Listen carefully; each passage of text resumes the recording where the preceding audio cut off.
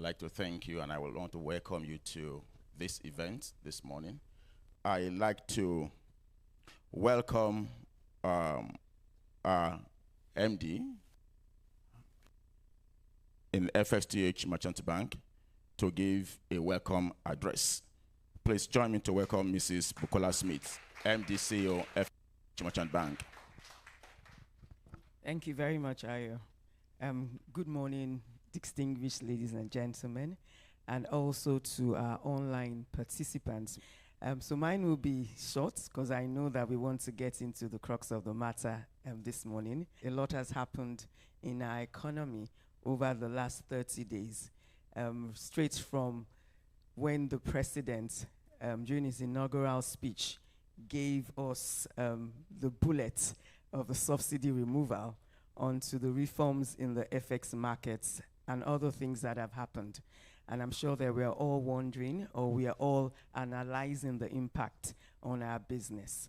And this morning, we are definitely going to hear different perspectives, and I'm sure we are going to have a good time together. So, ladies and gentlemen, our guests, both physically and online, it is with great pleasure that we welcome you to this edition of FSDH Merchant Bank Thought Leadership Series.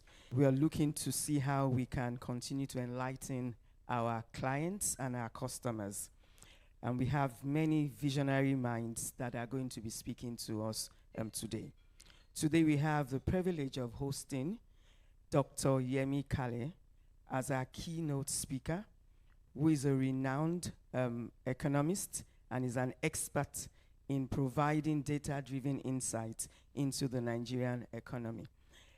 Dr. Kale has played a pivotal role in shaping an understanding of economic trends, guiding policymakers, and empowering businesses to make informed decisions.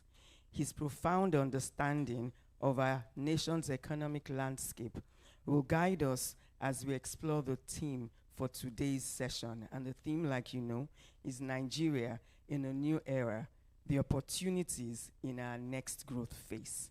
I'm sure a lot of us are wondering and very optimistic about what the future holds for us. I personally am extremely optimistic, and I'm hoping that with the level of transparency that we're seeing, that this will continue and it will also translate into business opportunities and growth for our economy as a whole.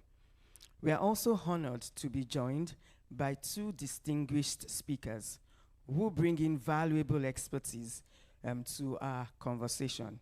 Deepak, Bhojak, Group Treasurer, African Region for Consumer Business at Tolaram's Group, is with us here this morning. You're welcome, Deepak.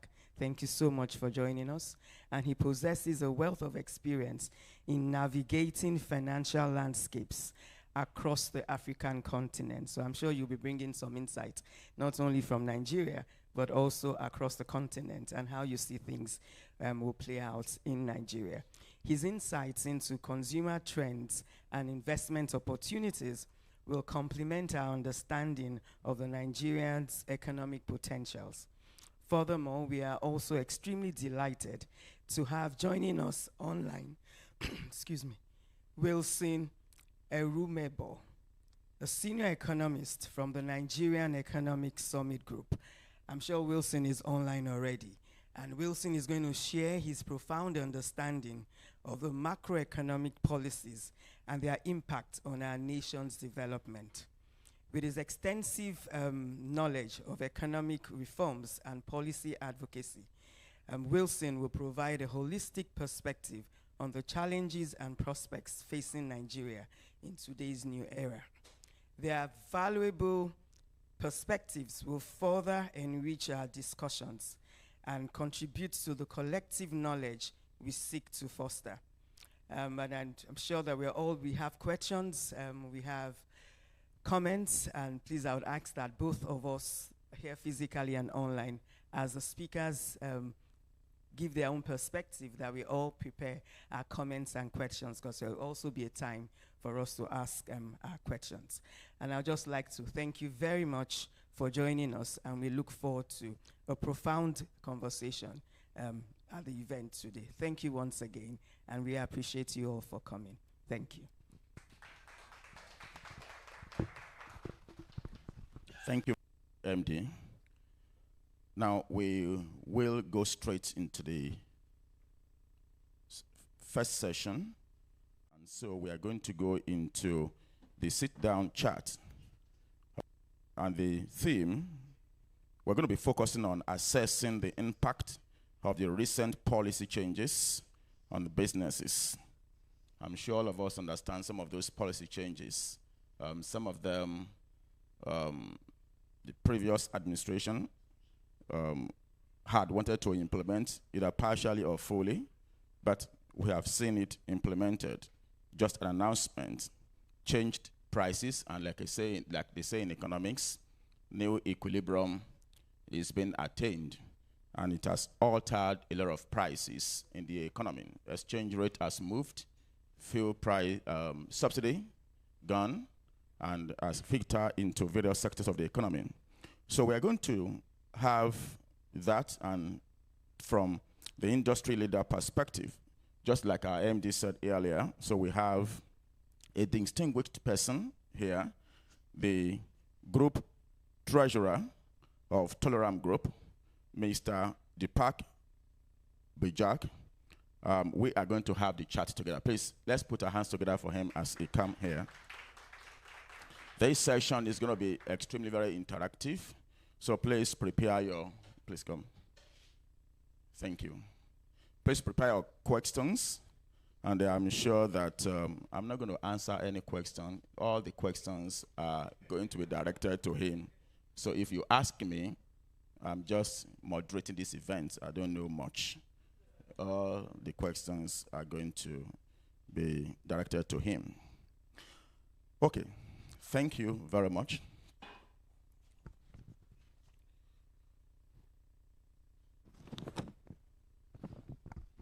So thank you very much for this opportunity. Your company has been in Nigeria for a long time. Your company has been in Nigeria for a very long time. I just want to start from that before we go into the main issue.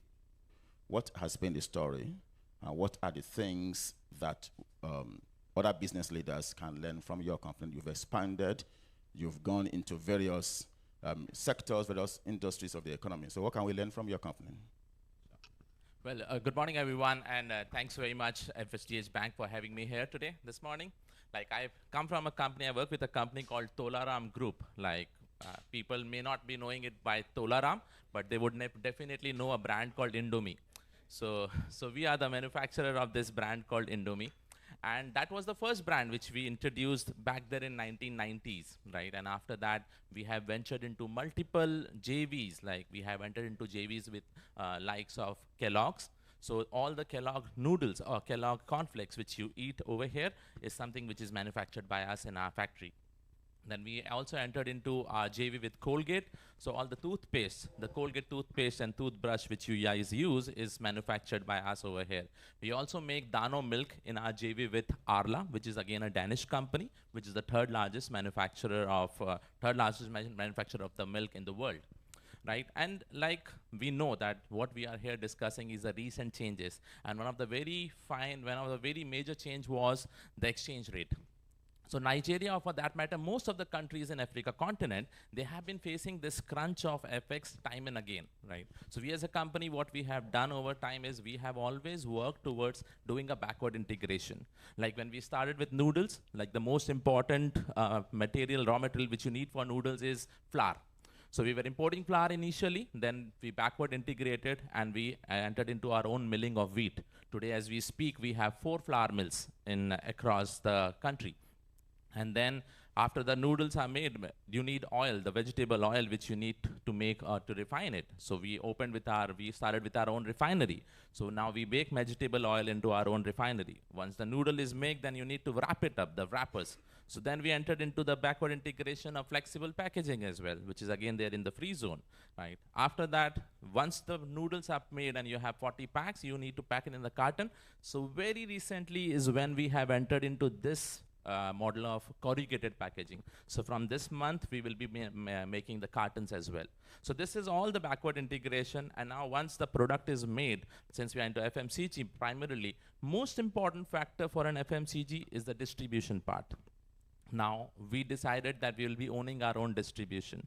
So if you see, we have around 2,300 trucks of our own and some 2,200 vans of our own. And we take care of our own distribution as well as the sub-distribution across the country. And that primarily has worked as a backbone for the country, for the company wherever it is right now.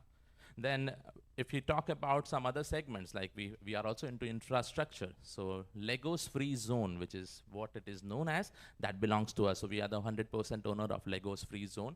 And most of our factories and some of the other third-party factories are also there in that zone. And recently, early this year, like the biggest port of Western Africa was inaugurated by our ex-Prime Minister.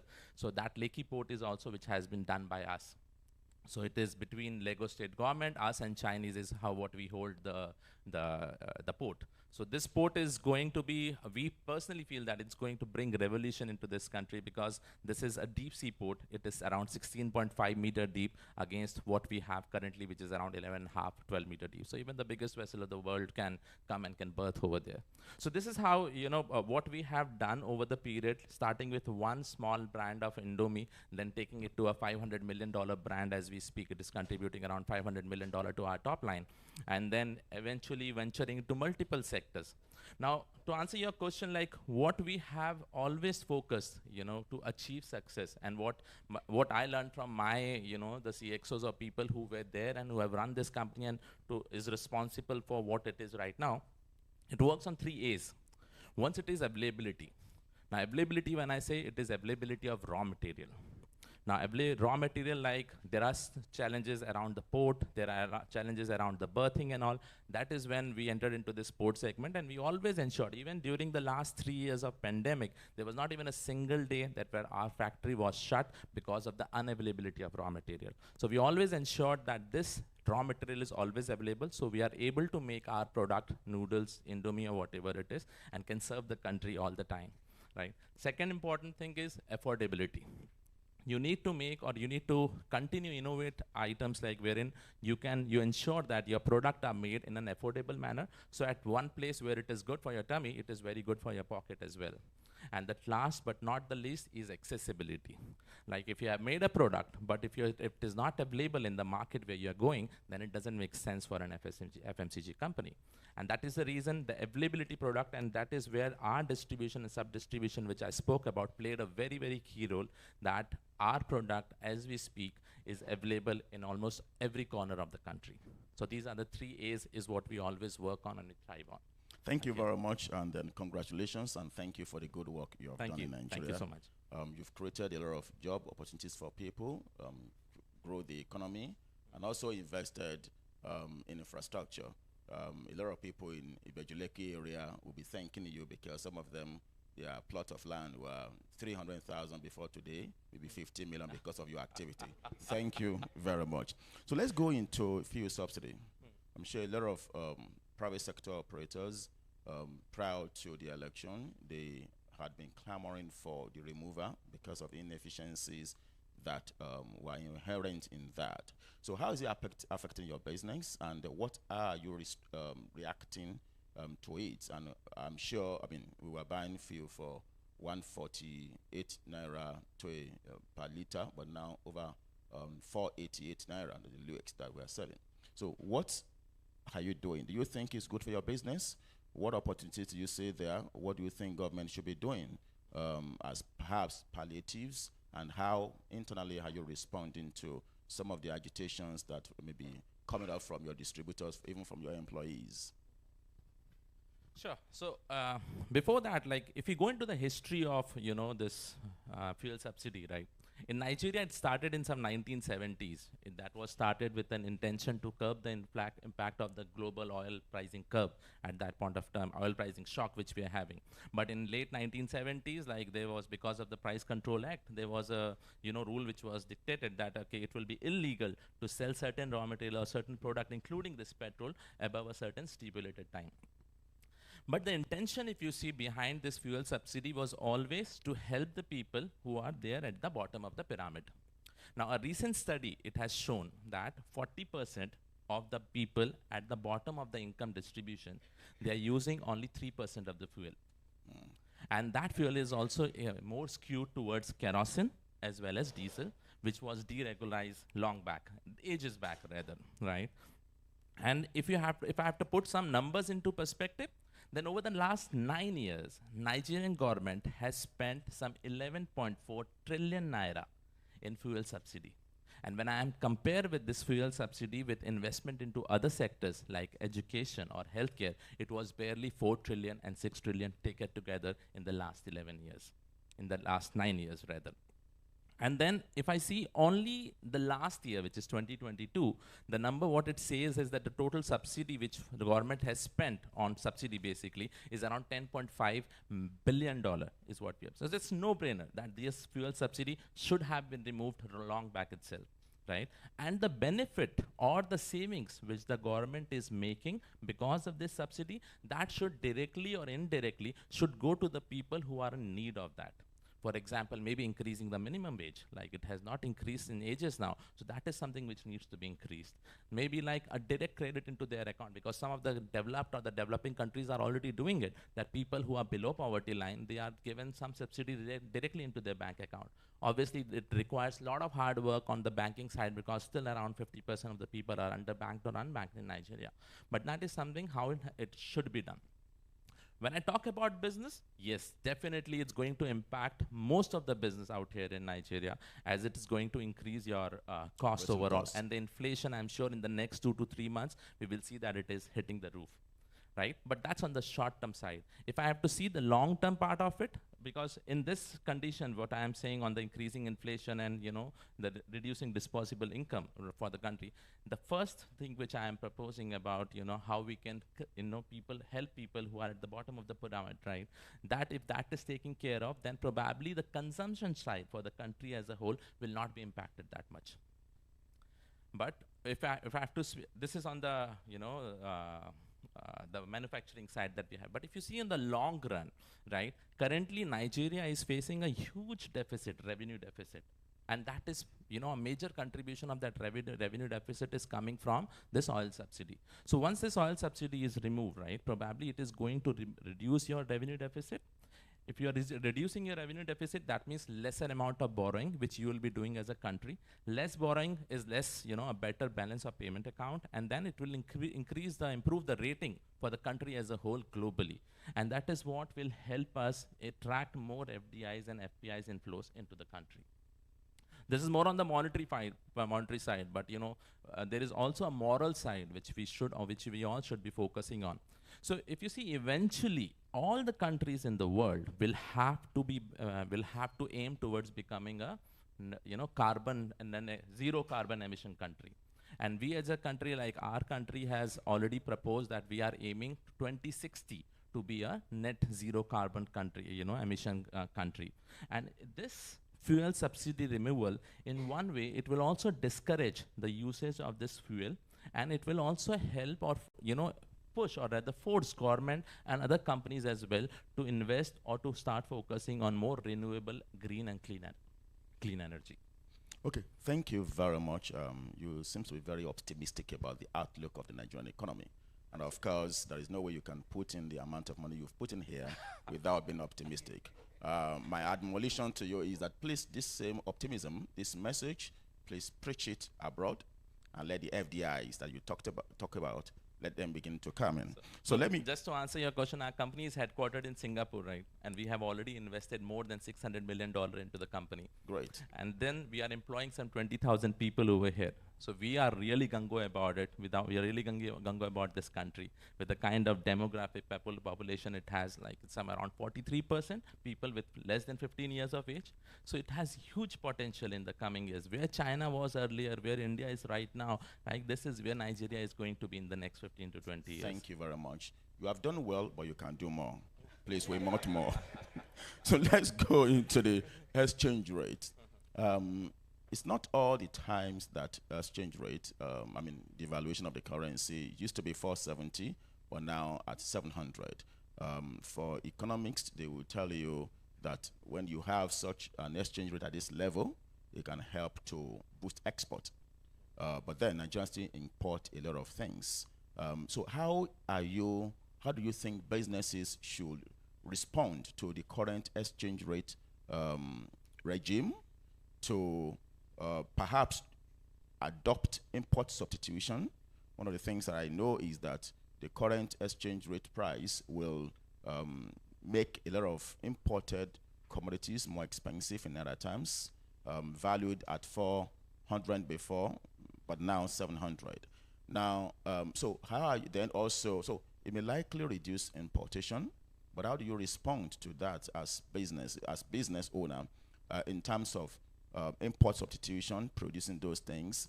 And then what are the challenges you see in that area? And then how do you think it will also help to boost export?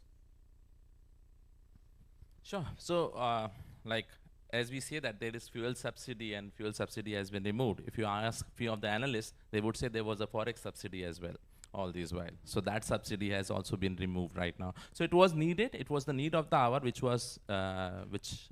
should have been done. But it is definitely because increasing the exchange rate or devaluation of Naira will increase the import cost. And that is going to impact the manufacturing units, manufacturing companies in a big way. And because it's going to increase the cost of their raw material, which they are importing because it's not available out here in Nigeria to the quality or to the quantity they need for their company, right? But again, if I have to see the long run impact, right? So for now, what we have been seeing in Nigeria in the last 2 to 3 years is there has been huge disparity between the official market rate and so-called the parallel market rate, right? This particular free float of Naira will definitely reduce the disparity between the parallel rate and the official rate, and this will definitely attract the FDIs and FPIs investment because now they will have a seamless access to the market over here at a competitive rate.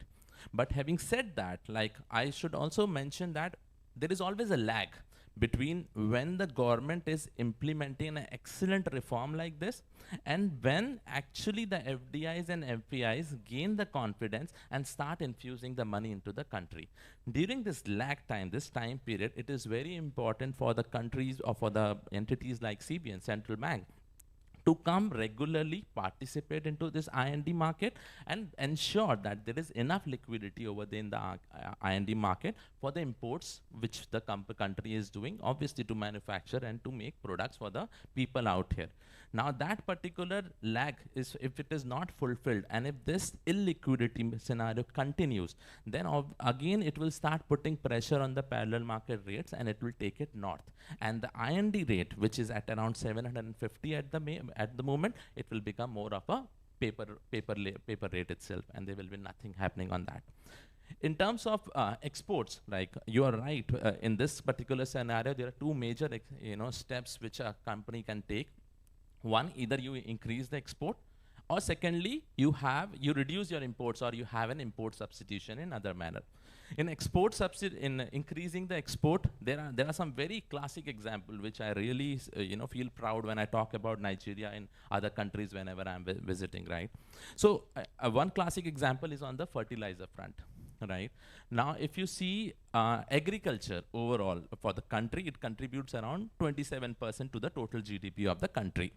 But if you see the usage of fertilizer, which we as a Nigerian are using, it is around 20 kg per hectare is what we are using. And this is against a global average of around 146 kg per hectare by all the other countries. That's the average, right?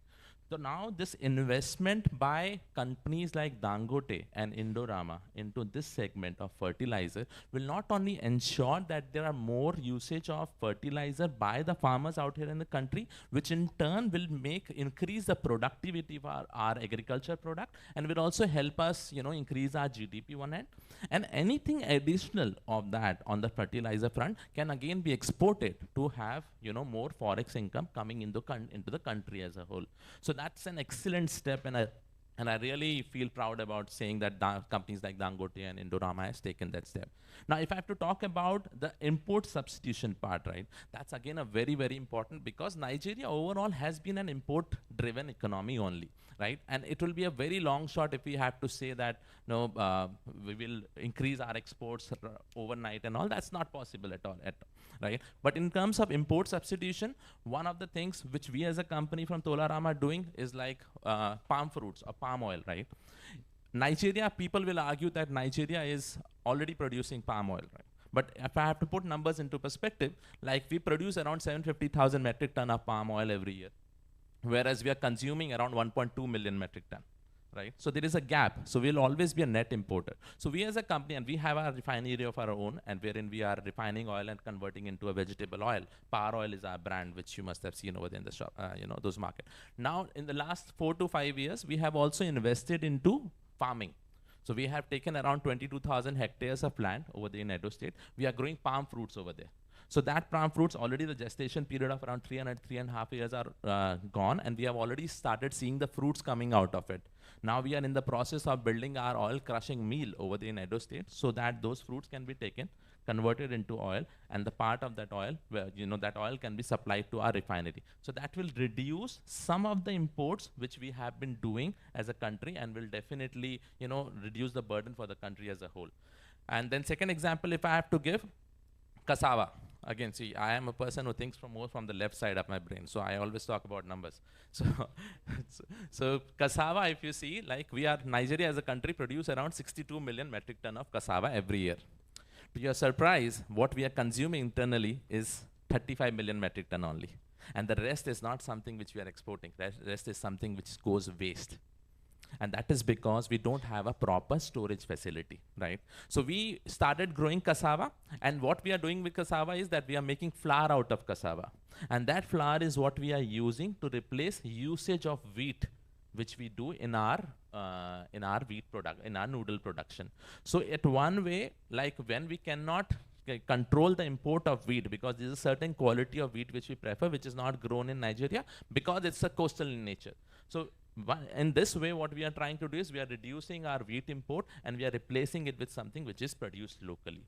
So that is what we are doing. Thank you very much. Our time is fast spent, but I will ask the last question just quickly. But before I ask that last question, I want to make a special appeal, and I'm sure I'm speaking for nearly everyone in this in this room and all our participants online. And the special appeal is that you have said the outlook of the economy is strong. The current challenges is just temporary. I want to appeal to you not to increase the price of Indomie. Allow the I don't expect you to expound to me. Just take it forward. Okay, don't respond. Sir, allow your your profit margin to reduce a little bit. We are paying a lot for a lot of things now. Things have gone up. We have to transport ourselves. So please have mercy on us. Okay. So the last question is, what are the specific things you think that federal government policies need to implement? I'm aware that the President Buhari hasn't formed his cabinet. We should. President Tinubu hasn't formed his cabinet, as is picking people to man various ministries. What specific policies do you think they need to implement that will grow your business more and will also be attractive to other people to remain in Nigeria and then for more businesses to come? Just in 1 minute.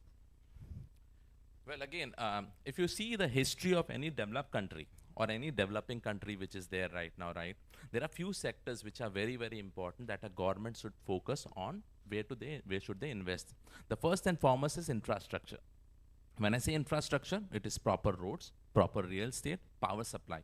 Right? This will definitely attract some of the foreign companies, not just invest into the country by investing in the stock market or the bonds or, to get interest out of it, but actually coming and setting up their facility over here, right? Second important thing is investment into healthcare.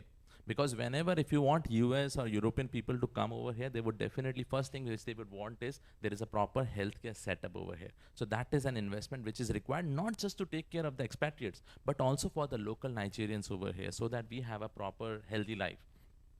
Third is like the education.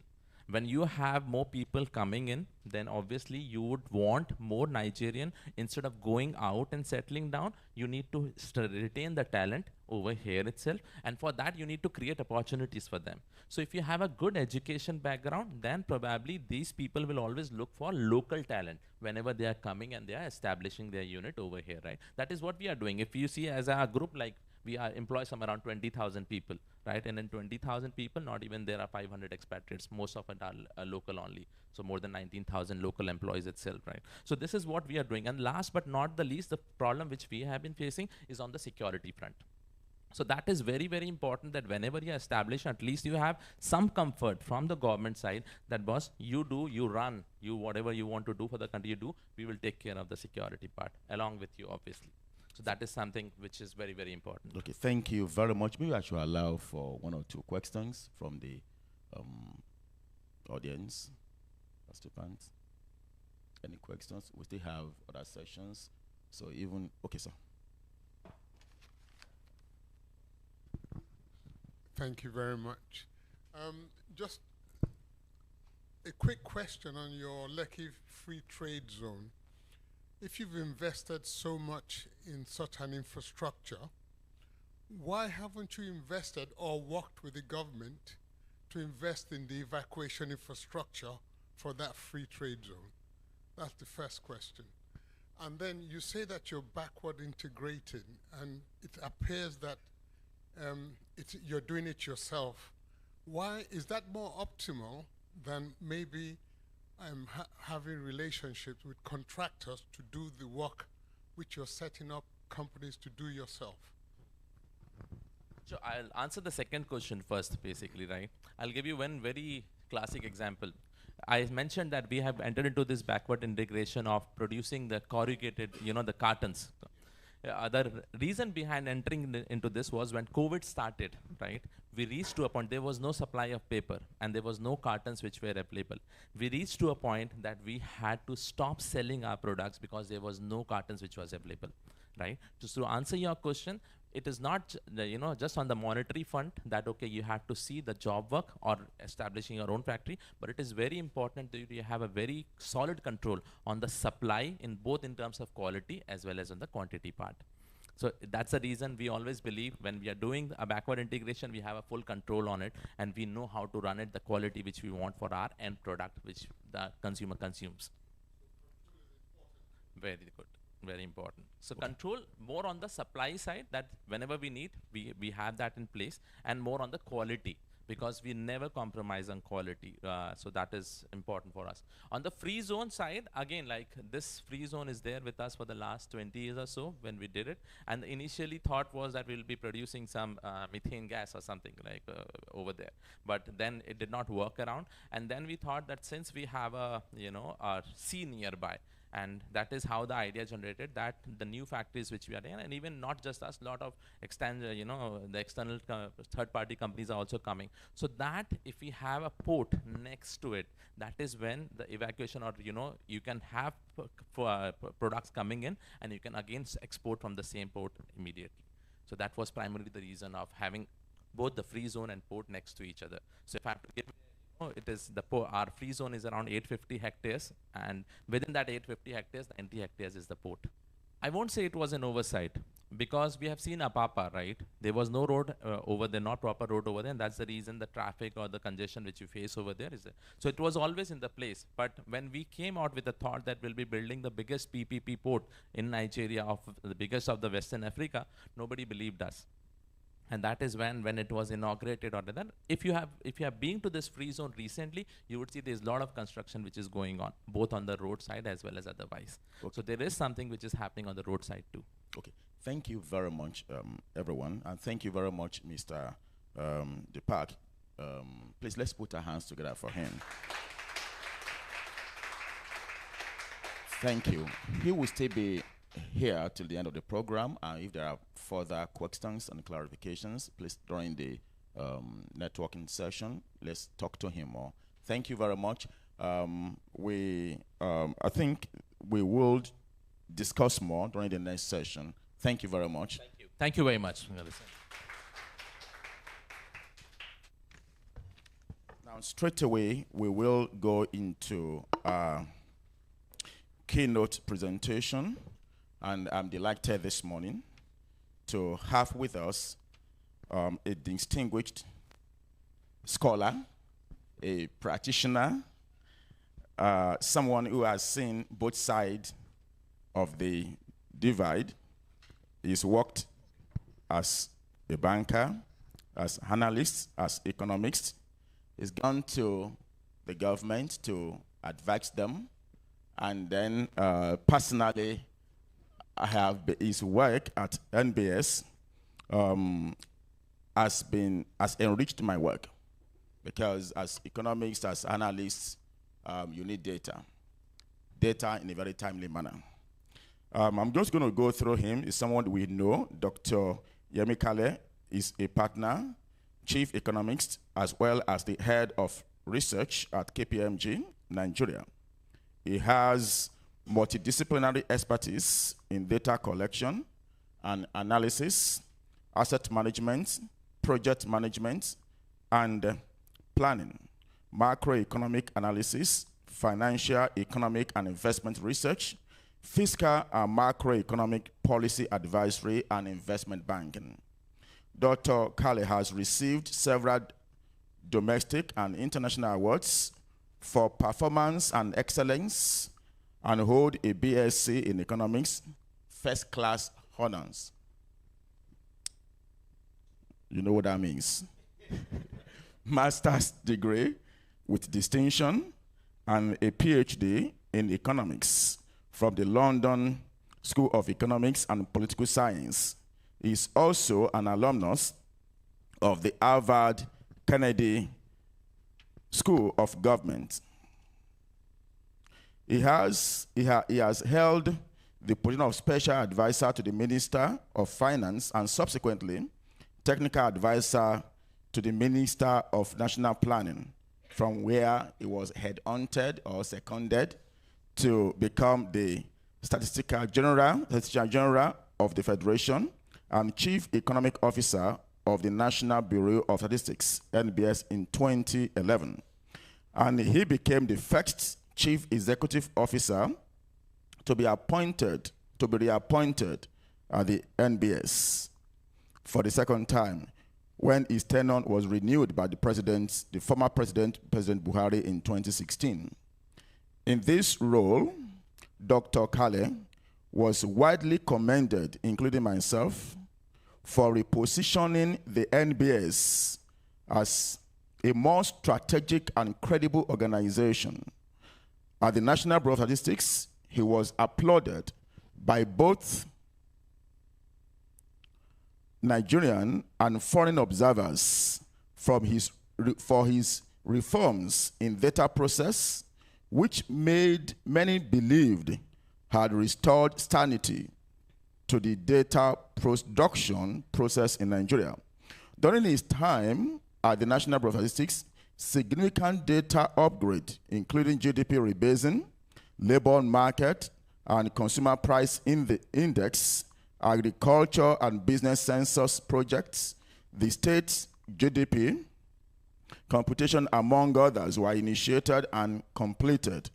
He has led and spearheaded the development of various models and the indices which are currently being used today by policymakers in Nigeria and the international community, including the Nigerian macroeconomic model developed for the last two national development plans and annual federal budget, the Human Development Index for Nigeria, the Multidimensional Poverty Index for Nigeria, Labor Productivity Index, Public Sector Perception Index, Business Viability and Sustainability Index, Foreign Trade Index, among others.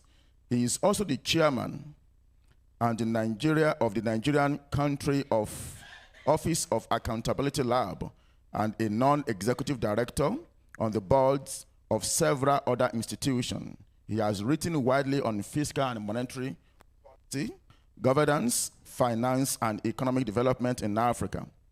And I'd like you this morning to please join me as I welcome Dr.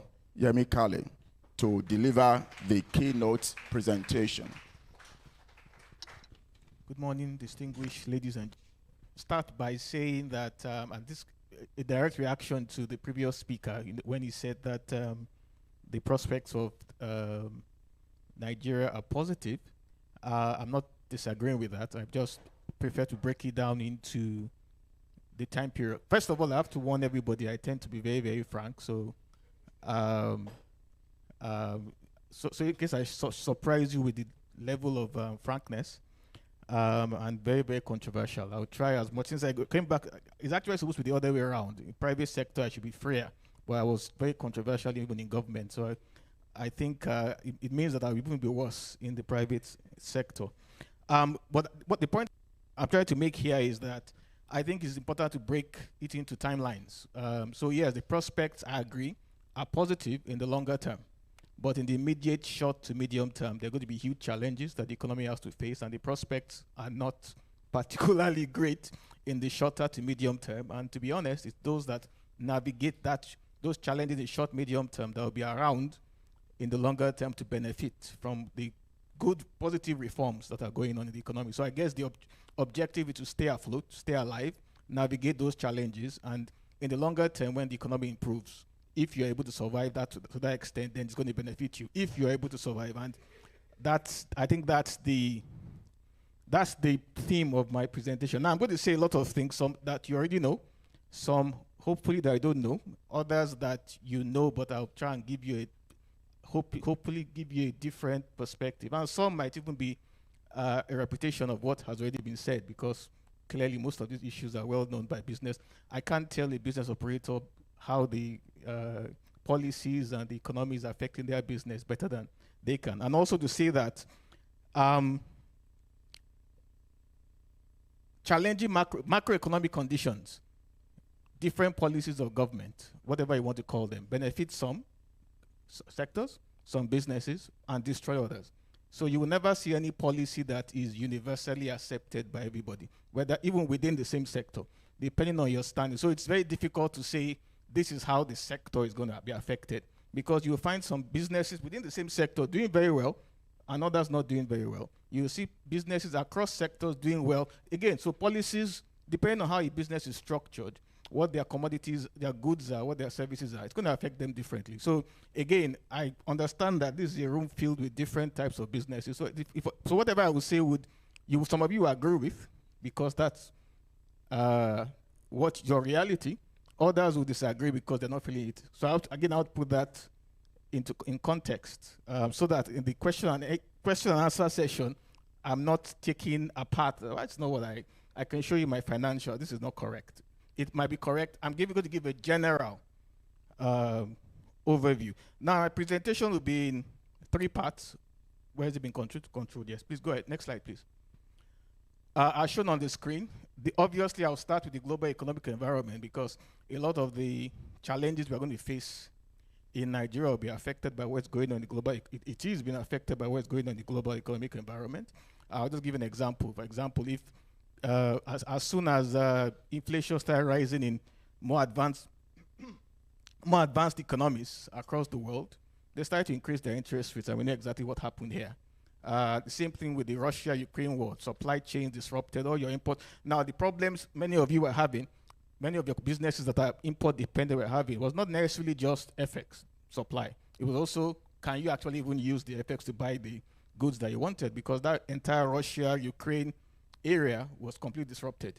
And that meant the overall supply of the goods that you, so even if you got this, if you were close to the former central bank regime, and could get the dollars that you needed, you might still not have been able to get the materials that you needed. So there were two sides, but everybody seemed to focus on just give us the dollars, just give us the dollars. And to be honest, and this is controversial, I have no evidence to back it, I just felt that why would I go, my shareholders want maximum returns. Why would I bother getting dollars from the CBN and go and start searching for inputs all over the place? So the margin between the the what's the word that we like to use? The margin between the CBN rate and the official rate was so wide that I don't think anybody's margins, any business margins could and I would fire, as a shareholder, I would fire my chief executive if he gives up 120% return on investment, just substituting that, saying he's going to go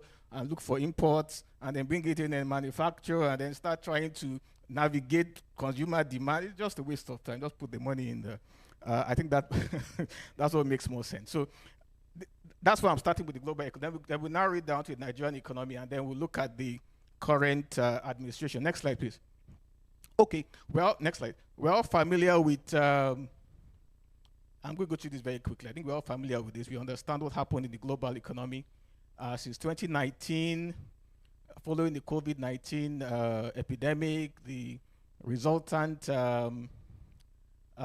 supply chain disruptions, that led to higher energy and commodity price rising, central banks of different countries, unprecedented increase in rates. And just as the global economy was, and of course, many companies, the global economy went into recession. And just as countries were coming out of the COVID-19 issue, the Russian-Ukraine war started and took us back to the same issues, rising supply chain disruptions, rising inflation, and then those interest rates kept rising all across the world. And this particularly mattered because it affected a lot of the things we are doing domestically, and how that is going to, what comes out of that is also going to be important with what's going to happen in Nigeria in the near and longer term. So, next slide. But in 2023, the global economy is going to be shaped by the following dynamics, and I'll focus on two: the continuing geopolitical tension between Ukraine and Russia on the one hand, and I get Russia and the more advanced economies on the other hand, particularly the European Union and the US.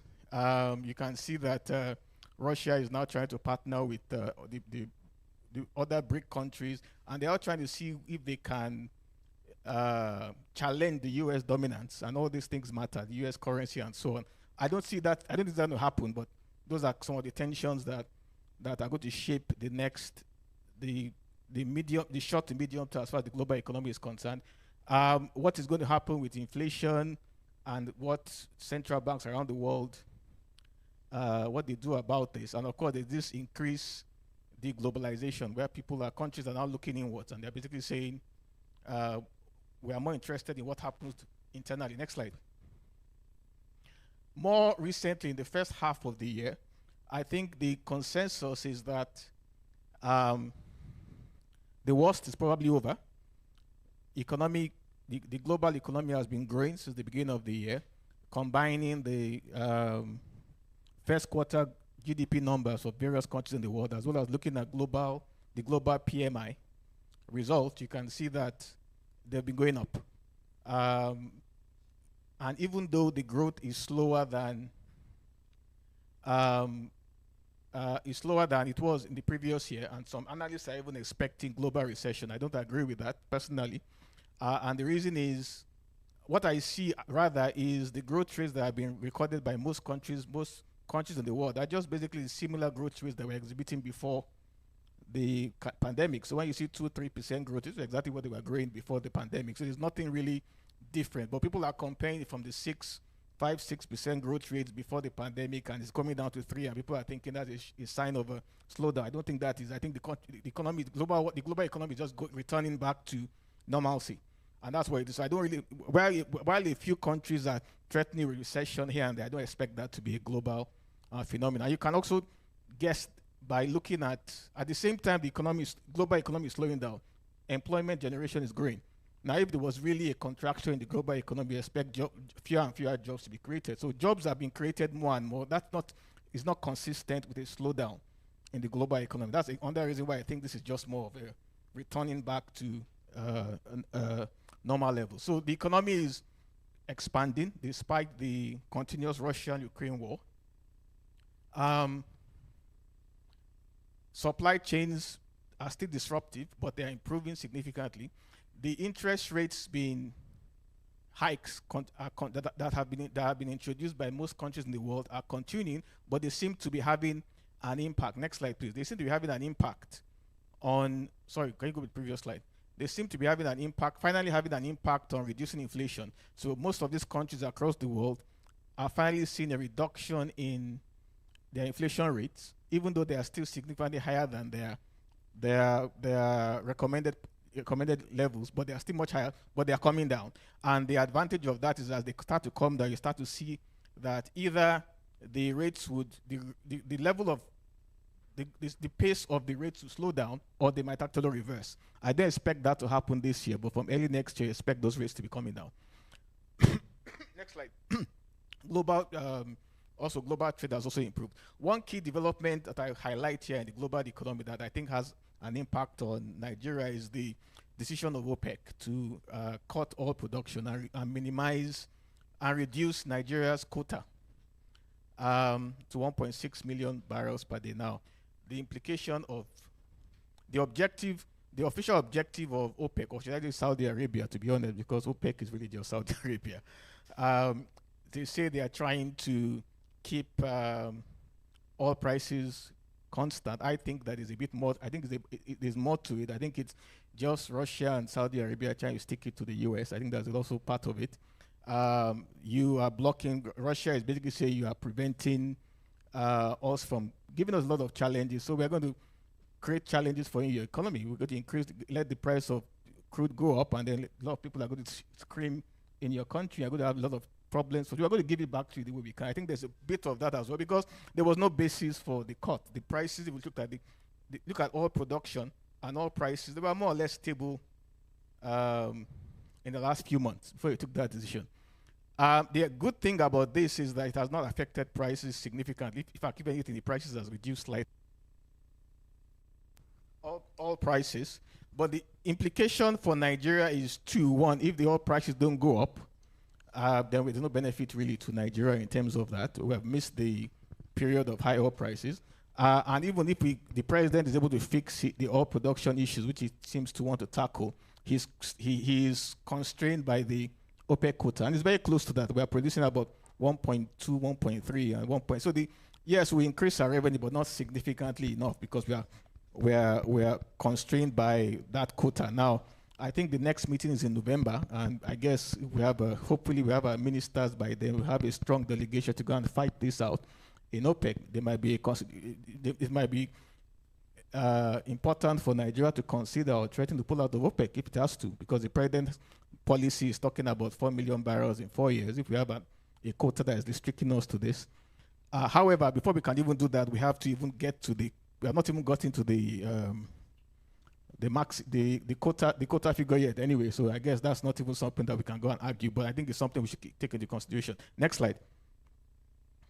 Okay, now coming back to Nigeria, now I'm going to go through this very, very quickly, just to save time, and I think we all understand this. Nigeria's potential, that's why many of us are here involved in business, for economic growth next slide please, is well recognized. We've talked about this potential for years. Yes, almost everybody, anytime we want foreign investors to come in, I'm sure this slide comes out in all our reports. And they are facts. I'm not saying they are not. Well, I'm not sure we are still the largest economy in Africa with the effectively the devaluation, I guess that's hitting, I think we're probably number 3 now. Behind South Africa, but I guess it's at the end of the year we'll get those numbers. And it depends on whether they're using PPP or just nominal GDP. But anyway, we're one of the largest economies in Africa. The abundance in resources, we've heard this many times, natural resources. We all know this. But the next slide, the challenge is that despite these huge potentials, we've never been able to realize that potential. And I want to quickly, and I want to break this down into 4 main issues. One is obviously the over-reliance on oil. Years of political instability since 1960. We've just been starting and stopping and starting and stopping. We've not really had, unlike many of the countries in Asia, had that period of consistent, uninterrupted growth. Someone comes in and disrupts the process. We stop developing plan. All that keeps happening. And even though we've had some form of democracy since 1990. I did say I could be controversial. It's not really, again, it's not really focused on growth. It's always it's been very, very disruptive. Even when the parties are the same, the policies completely different. So again, you need to have that consistent process of growth, which we have not really had. On forced errors, and that's basically, I think that's obvious. That's based on us when I was in government, not anymore, just taking wrong decisions, wrong strategies, horrible policies. And even when industry experts and players are telling government this is the wrong thing to do, we tend not to listen. And even when the result is going negative, and when in fact, that's where we stick. The more negative it is, and the more businesses complain, the more likely we are going to refuse to change it. And that's what we have been doing. And that's another major issue. And of course, external shocks that affect everybody in the global contagion and so on. But I classify this more as, I believe that all these are just symptoms of a more serious issue. And that's because I believe that the Nigerian economy is dysfunctional. The structure of the economy is dysfunctional. And until that dysfunction is fixed, we're going to continue having all these other things that keep us going from start to stop to start to stop. We're going to continue until those issues are fixed. What do I mean by macro dysfunction? Next slide, please. This is how we describe the Nigerian economy. We have an oil and gas sector contributing, again, we have seen this before, 8%. It's actually lower now, it's about 6% now. And the non-oil sector has 145 economic activities, contributing 92% of GDP. So technically, the economy by this is well diversified and should not be affected by shocks, particularly in the oil sector. But in reality, next slide, the economy is better described as a house on three pillars, where again you have the oil sector contributing 7, 6, 8% of GDP. Then you have a portion of the non-oil sector significantly dependent on the oil sector, manufacturing, for example. So that means and this is contributing 55% of the economy. So even though they're not all activities, manufacturing is not an all activity, trade is not an all activity, but they are dependent on oil, the receipts from oil and so on. So whatever happens to the oil sector has a significant impact on the entire operation. So you actually have 62% directly and indirectly dependent on what happens on oil, and to an extent, you're not in control of the oil prices, and more recently, you're not even in control of oil production as well, but your 62% of your entire economy is dependent on oil. Now, then you have the third portion of the non-oil sector that is not significantly dependent on oil. For example, your telecommunication services, the services part of it. What they call this? Entertainment and recreation, and so on. Those sectors are not, but they account for only 38% of the economy. So when you have a problem with oil production, oil prices, only 38% of your economy is actually able to sustain that economy, and everything just gets disrupted. And that's why since 2015, Nigerian economy has been growing in this slow, fragile state because the oil sector has been in contraction for more or less the entire period. Next slide. So that's why you see there's almost a 92% correlation between the trend in oil, the trend in the oil output and oil prices and the GDP growth. They're almost matching each other perfectly. And that's because of the links between the two. And it's also why Nigeria has not been able to leave the recovery state. Now, when you get into a recession, we have had two in the last 8 years. You come out of recession, that's the first stage, economic recovery, and then you take off. We have been stuck at the economic recovery stage throughout. And that's because, again, oil sector has remained in contraction through the entire. So the link between the oil sector and the entire economy is so strong, and that's why I believe it's completely dysfunctional. And that dysfunction has to be fixed. Otherwise, we're going to be dependent on what happens in that sector. Next slide, please. Okay, and that brings us to the challenges that you're all familiar with in the macroeconomy. Slow, fragile GDP, high debt service, high inflation, high interest rates, and so on. Next slide. You're all familiar with the macroeconomic challenges. Now let's take some of them in more detail. If you look at the slides on the top left, you see the growth trajectory, and I'll explain why. Where you have moved from a period of average of 7.7% to 6.0% to about 1% in the last 8 years. Now, I'll explain that later in terms of the strategy that government decide to take and why the new administration, based on what they are saying, may actually reverse that. In Q1, more recently, in the first quarter of 2023, the economy contracted, and why it was, again, the CBN money, the CBN cash, Naira redesigned, the Naira redesigned policy that caused that. In fact, I'm surprised. I expected it to be more significant than that. At least now I understand why some of you used to raise eyebrows when you see MBS statistics. Then I didn't understand it.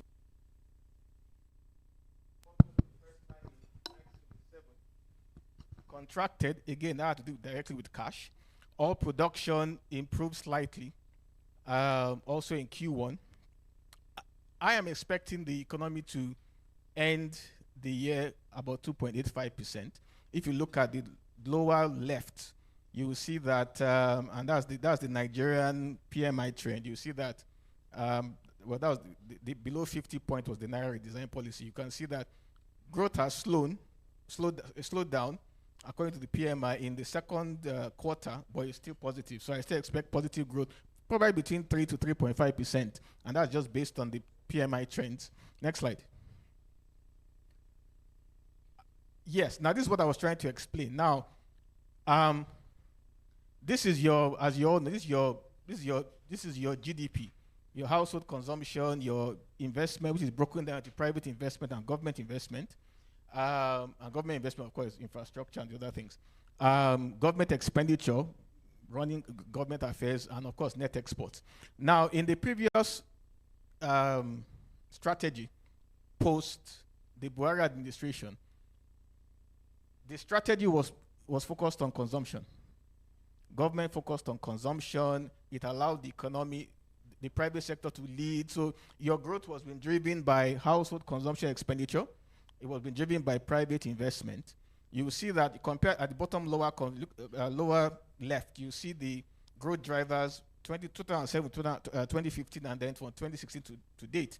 Household consumption dropped from a share of GDP dropped from 4.7% to 2.8%. Investment also dropped overall investment dropped from 5 to 2.2%. Private investment was about 4%, contributed 4% to GDP over that period. But in the Buhari administration, it was just 0.26%. Now government investment in the previous in the pre-Buhari administration was just contributing 1%, but it jumped to almost double 2%. And government expenditure that was contracting in the previous administration. So what happened is government became the largest share of the economy. But government investment and government expenditure is the smallest share of your GDP. So you sacrifice the smallest share of your GDP. Sorry, you sacrifice the bigger shares of your GDP, your household consumption, squeeze consumption expenditure, squeeze private investment by increasing taxes, by finance acts and high inflation and subsidy removal, what the subsidy now. But you squeeze household consumption, you squeezed private investment, interest rates were very high, cost of production was very high, to get money for government to spend in the economy. So yes, government spent on the economy, but at the expense of the bigger and arguably more important aspects of the economy, and that's what kept your growth at 1%. So I think the strategy was just off. And how did government increase its revenue? One, increase taxes, squeezing from households and squeezing from business, and then borrowed. And then by borrowing, also increasing the interest rates, also squeezing your cost of financing, making it harder to invest. And why would you invest anyway when household demand, consumption is going down? Anyway, who are you investing for? You expand your businesses to meet demand. So if demand is being squeezed, and you can't, whether domestic demand or export, there's really no objective of producing more. Otherwise, your inventories will just go up. So that basically was the issue. If you look at government share of growth, was contracted 3.12% in the previous regime. During the Buhari administration, went to 6.9%. It crowded out the private sector completely, and that's basically. It's very important in terms of government strategy to look at this and understand what government is doing. There's nothing wrong with government investing in the economy, providing infrastructure, but it cannot be at the expense of squeezing private investment and squeezing household consumption. Now, if that's where you target, you're going to create a problem for the entire economy. Next slide, please. Okay, I think we all know the story with debt. I'll just tell a quick story as far as this concerns. I think we've understood what happened here. From 2015, the deficit kept rising, and there was a reason. we entered the recession. We felt we needed to spend. I was still in government at the time. I was in the economic management team. We felt we needed to spend our way out of the economy, but our revenues were very low, and we need to spend. So what we did was, but the fiscal responsibility act says the difference between your revenue and debt can't exceed 3%. So if you want to spend 10 trillion from 3 trillion, you have to increase your revenue. So we just artificially pushed up revenue. And when I say artificially, I was in a meeting room where people just sit down. There's someone with a computer. Okay, what's the deficit? We want to spend 20 trillion. Okay, we need 17 trillion to stay within that 3%. Okay, where are the revenue generating? CBN, what's your operating surplus? We are giving you one. No, make it 2.5. I'm actually serious. It was just arbitrarily done like that. And then when it entered to what is left? 14. Okay, what else? So you are just jacking up revenue artificially and giving targets that were, of course, not going to be met. And then you get your revenue expenditure to that level, and then government says, and then implement the budget, and then the finance ministry says, okay, goes to CBN and says, we're expecting 8 trillion in revenue, even though that 8 trillion was largely fictitious. Pending when the money comes, just loan us the money, and that's where you got your ways and means. So CBN says, well, 7 trillion, we'll get it, don't worry. Loan us the money. So CBN loans them the money in line with the fictitious revenue that was expected. It obviously did not come, and that's where ways and then the next year we did exactly the same thing, despite the fact that we did not meet. Next slide, please. You can check this. Despite the fact that we never met the revenue target, we increased it even further. Now you can imagine if your businesses are doing that. You have a target of income of 10 billion, and then you get 6 billion. The next year you make your target 15 billion, based on nothing, despite the fact that the economy it was just a way to increase expenditure. In fact, it was a way to bypass the law for expenditure. It wasn't because there was any belief that those revenues were going to come. So we kept on doing that over and over again, and that's why we got where we are. I think we all understand that. Next slide.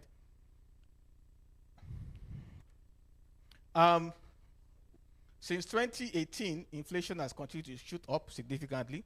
Most of it has to do with, structural issues as well as money supply. When you're injecting 23 trillion into the economy, it's going to affect the economy. But the main cause of inflation in Nigeria was less demand pull and more cost push. It was mostly cost of production, structural distribution issues. But then the monetary authority decided to target demand, even though the problem was supply. And because of that, they started increasing the MPR rate, increasing your cost of financing, and you can see that it had no impact whatsoever on pulling down inflation. If you check the trend on the lower right, I don't know if it's clear, you can see that there was almost no impact of the increase in MPR rates for over 2 years on inflation. Inflation continued increasing, and that's because they were targeting the wrong thing. Next slide. I just explained this. That's why Nigeria, you can see Nigeria is one of the only countries that kept on increasing its MPR, having no impact on inflation. Again, I think we just follow what everybody was doing. We should have done a study to first understand the causes of inflation in Nigeria. Otherwise, I remember speaking to someone high up in CBN, and I said, this is not the cause of inflation. What are you doing? And the response was, he didn't even say the policies are right. He said, or she said, so I don't, look, what do you expect us to do? Inflation is right. Do you expect us to not do anything? So you are agreeing that this policy might not be correct, but you are saying, well, we have to. I said, yes, I expect you not to do anything, because sometimes doing something might make the problem a lot worse. And not doing something actually is a policy choice. So don't do anything if you know what you are doing is not going to fix the problem, we create it. So this is the kind of way we sometimes think in government. We have to do something where the monetary authority, the inflation is going. Should we just fold that? Yes, fold your hand, because there's nothing that is not in your control. If fiscal policies throwing money into if the problem is not cash, then what are you trying to pull cash? Which cash consumer demand is already constrained, and you're trying to pull out more cash from constrained consumer demand. You're hitting the business, you're hitting the economy. It makes no sense. But this is the kind of decision doing. But like you see, Nigeria was the only country whose, for now, inflation has not been affected by the increase in monetary policy rate. Next slide. It's just beginning to explain that you can see that most of the causes for the increase in inflation has been food prices. and related transportation prices. And I'm mentioning this in line with the subsidy conversation we're going to get to. Most of inflation is driven by transportation, fuel prices, and food prices, and they're all interrelated. So if we are trying to pull down food prices, that's what we should look in. Sorry, pull down overall inflation, that's what we should be trying to look at. Subsidy was removed, and we all know the prices went up almost by 200%. It is going to have an impact on inflation. I'm expecting maybe about 25-26% at the next inflation. But I think by next year, when base effects kick in, it might start to slow down, but it's going to still remain high double digits, at least at the end of next year. With the CBN push up, the CBN is more likely in the short, medium term to increase the NPR rate, or at least keep it constant, as opposed to taking it down, because the inflation rate is way too high, and that's the only tool they have at their disposal. And with all the policies being introduced that are likely to push up the inflation rate, I don't expect that to come down. So interest rates are likely going to go up. Also, to attract foreign capital, they are concerned about the negative real interest rates as well. So it's going to be interesting to see so they need to bring down inflation. So it will be interesting to see what they decide. But I don't expect those rates to come down in the medium to short to medium term. Next slide. Exchange rate movements, it has been discussed already. Of course, you have achieved convergence following the decision to allow the market to determine, to an extent determine, but that was just initial steps. If you look at the top, well, the market turnover chart, you see turnover has not really significantly changed, despite and that's because of supply. So it's one thing to allow the market determine the rate. It's not significantly going to affect inflation because businesses were mostly already factoring that into their operation. That they're buying the FX now at more or less the same price they always were. It's just that now it's more official, but it's about the same thing. So it's really not going to significantly affect inflation. But in terms of turnover, the turnover in the market has not significantly improved. And that means for now, the reason why the expected inflow has not come. Inflow from FX comes from 5 sources. One is crude oil production, if you can fix that challenge. Home remittances, foreign portfolio investors, and foreign direct investment. And I said crude oil already. And government-owned enterprise, export-oriented companies. Now, in the past, export-oriented companies, home remittances were not coming in because of that huge gap.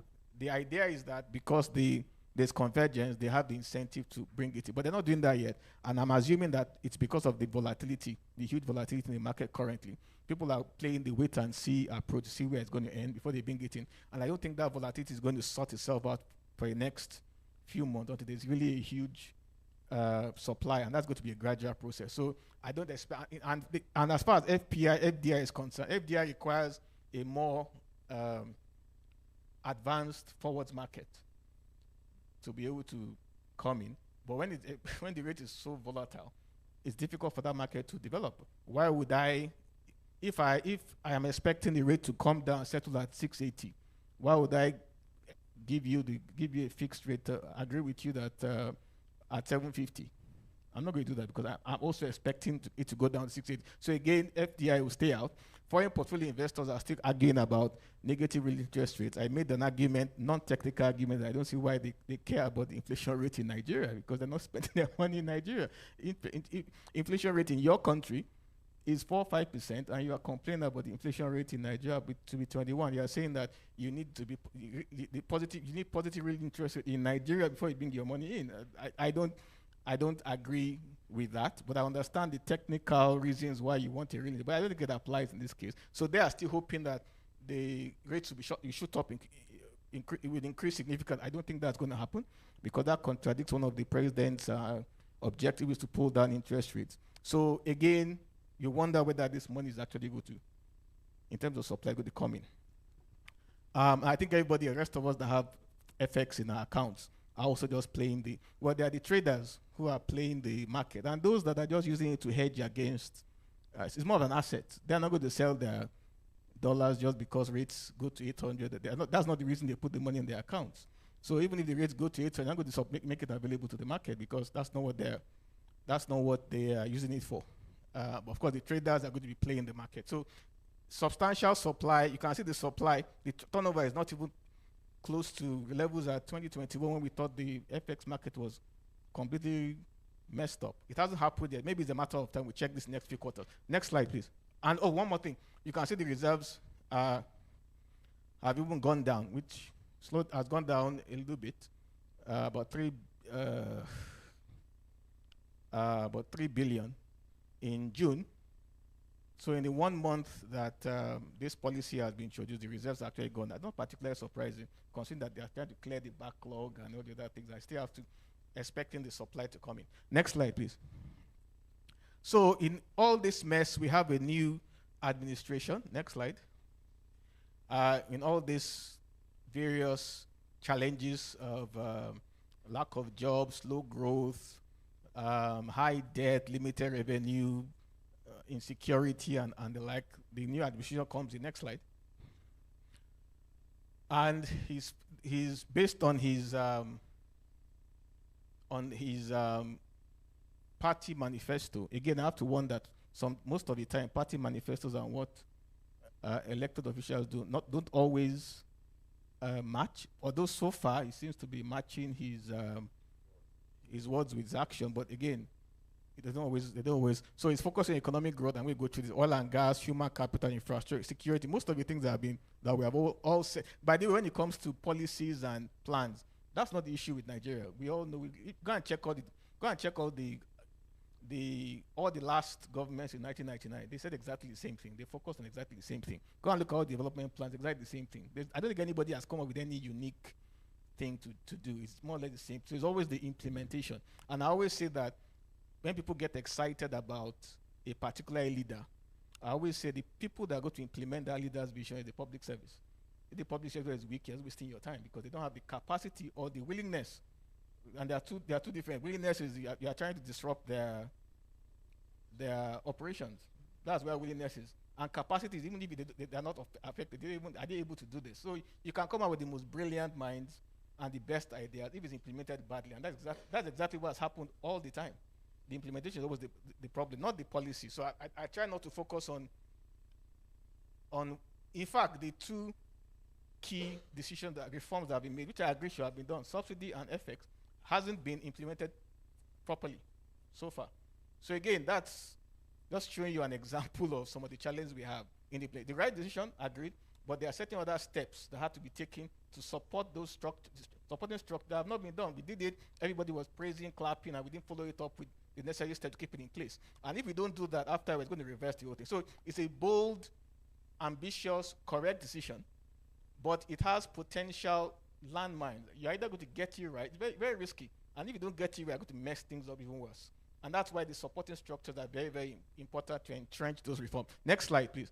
I think we can go through the policy trust. Please can go through this as well. I think we understand it. I think I want to summarize the president's approach to unlike the previous administration that was more statist, socialist in nature. It didn't believe in private sector. In fact, it saw private sector growth as anti-business. It wasn't hidden. It was clearly stated. If you had too much money, you are a thief. Why do you need more? I'm actually being serious. Why do you need more money for what? Aren't you surviving? Live within your means. Why do you want more? That was the way. Give everything to the poor. That was and I'm not saying that strategy is anything wrong with it. There are many countries that have actually, a few countries, not many, that have actually adopted that approach and succeeded. Most haven't. So I'm not talking about this. I'm an economist, so I don't believe in that strategy. But that was there clearly there, and we see what happened in the economy. That was clearly there. Now, this current administration is clearly more private sector driven. If you listen to the things he has said, the manifesto is more private sector development. We want private sector to lead, to drive. We want to reduce taxes. We want to harmonize taxes, backward integration, public-private partners. Those are the things that we're hearing from the new administration. So there's a different, and that's why the market actually reacted to, I think whoever won the election, the markets would have reacted. Most people try to say it was because of the particular president. I don't agree it was him. I think any of, because they all said the same thing. All three of them were private sector led. The market responded to elections, ended peacefully. All three candidates were private sector led. They were good. They were all, that's why some of them are saying he stole my idea, he didn't steal my idea. Because they were all saying the same thing. It's a case of I said it before you. But they were all saying the same thing. And that's why subsidy, you could see people could not, the others, ordinarily you will see the opposition come and use that to fight. No, they couldn't because, well, they will say you said the same thing when you were campaigning. So that's what the market reacted to, the private sector led leadership. And that's what we are going at. So I think all the policies you are going to see, including the ones you have seen, is going to be geared towards, over the longer term, trying to get private sector to lead the economy. I think that if done successfully and implemented properly, we might actually get it right for a change. Fingers crossed. Next slide. Next slide, please. Before I end, I just want to focus on some of the, just to get an indication of his priorities. The manifesto is a lot of things, but I try to look at some of the key things that were said in his inaugural speech that I think would define his immediate priorities. And you can see some of them as already, as if he's ticking the box in regard to these things. One of them was removal of subsidies, the exchange rate, lower interest rates. He wants average, he's targeting average GDP growth rate in his first 4 years of 6%. I don't really think that's possible. Tackling multiple taxation. And he also mentioned commodity bonds. And I just take them one by one. Next slide. I mean, we understand the impact of removal of subsidies. I don't believe that he intended to move it that quickly. I think that was just a slip. And I understand. I mean, you've been trying to be president for a very long time. You finally gotten it. I think he was just excited, and because he was not in his speech, and he just, you know, when you are campaigning, there's a way you talk when you're campaigning. You're trying to whip up claps and sentiments, and he forgot. And you're now the president because he has said this many times. The market didn't care, but this time he said it as president. That's different. And you could see immediately he said it. They were initially trying to run around to. But they realized that gone. So everybody just, okay, it was deliberate. No, it wasn't deliberate. The market still had about how many months? 1 month, of July so he could have taken his time to put all the supporting structures in place before, but again, so I think that was the issue, and it has led to increased inflation. It's going to lead to increased inflation. Most people have said they don't expect the inflation to increase, food inflation, because it is diesel trucks that bring, which is true, but over 90% of businesses in Nigeria are micro, small, medium, they use fuel generators. So it's not, we have to be very careful who is affected. So you might bring your food from the rural areas into town, but within the town, you are moving around in your PMS. And that's going to push up inflation. And even if you tell them to switch to gas, there's also this initial cost of switching to gas and getting all that done, and whether they can even afford to switch to gas and switch. But majority, 90% that provides about 50% of more than that, about 80% of employment is micro, small, medium scale enterprises. They are definitely going to be affected by the price of PMS. And in addition to just your staff moving up and down, I can bet half of the people in this businesses in this room, their staff are looking for ways to ask for increase in salary, including myself. I've written my own. Yes, because they just can't come to work. It's just as simple as that. And when you increase their salaries, you are going to see, depending on what you produce, you are going to try and pass those costs on to consumers. So those of you that are producing goods that are priced inelastic, you're fine. They have no choice. When we did a study with MBS, when households are faced with this kind of shock, they do the first three things. The first thing they ask for support from family and friends. That can't work this time because all of us have the same. The second they do is they rationalize expenditure. So they start trying to look for cheap substitutes, cut out expenditure. So anything that is discretionary is if your goods are discretionary and you're not producing them at the minimum cost possible, you're going to lose your business. You're going to lose demand. That's exactly what's going to happen. Palliatives are not meant to fix the problem. By the way, they are meant to keep everybody. It's not even meant to cushion anything. It is more a way to keep people from resisting the reforms.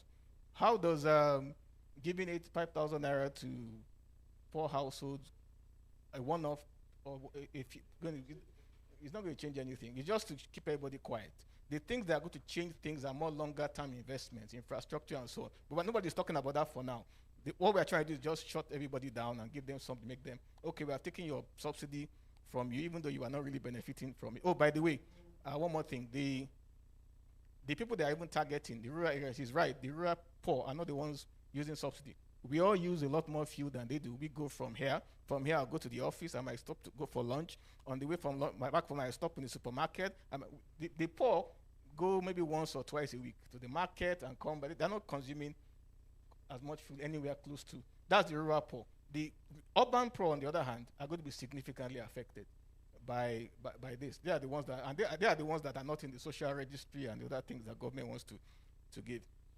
Increasing salaries, that's of the salaried workers, not the majority of the informal sector workers are not going to be affected. So there's nothing cushioning there. And even if you increase salaries and give 800 million, you might end up just worsening the problem, because you can stoke further inflation. So you're adding more cash, you're increasing salaries by whatever percent. By the way, minimum wage has to go up, not because of subsidy, but because it just has to. It hasn't been going up for a while. But if you are trying to push up salaries to cushion by injecting cash into the economy, you are just pushing up inflation. And then the challenge, you are trying to counter less cash-based palliatives or interventions, like tax breaks, reduce taxes for businesses, reduce taxes for. Now that doesn't add cash into the, but it retains your purchasing power, because now I have more. I've not increased money supply per se. I'm not giving people cash to those stores in the market. So reduce taxes for individuals, so they can still continue buying the same level of goods they were. So you are buying 10 before, because of inflation, you can only buy 5. Reduce my tax, they have more money, I can buy 10 with the same amount of salary that I was getting before.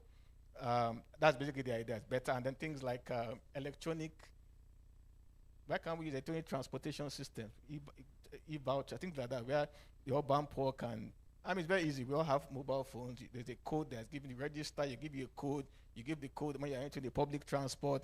At the end of the month, it's very easy with technology. The operator can go and collect his money from government and things like that without putting cash into the system. Of course, the obvious investment in health, education, mass transit, all the other ones we always talk about.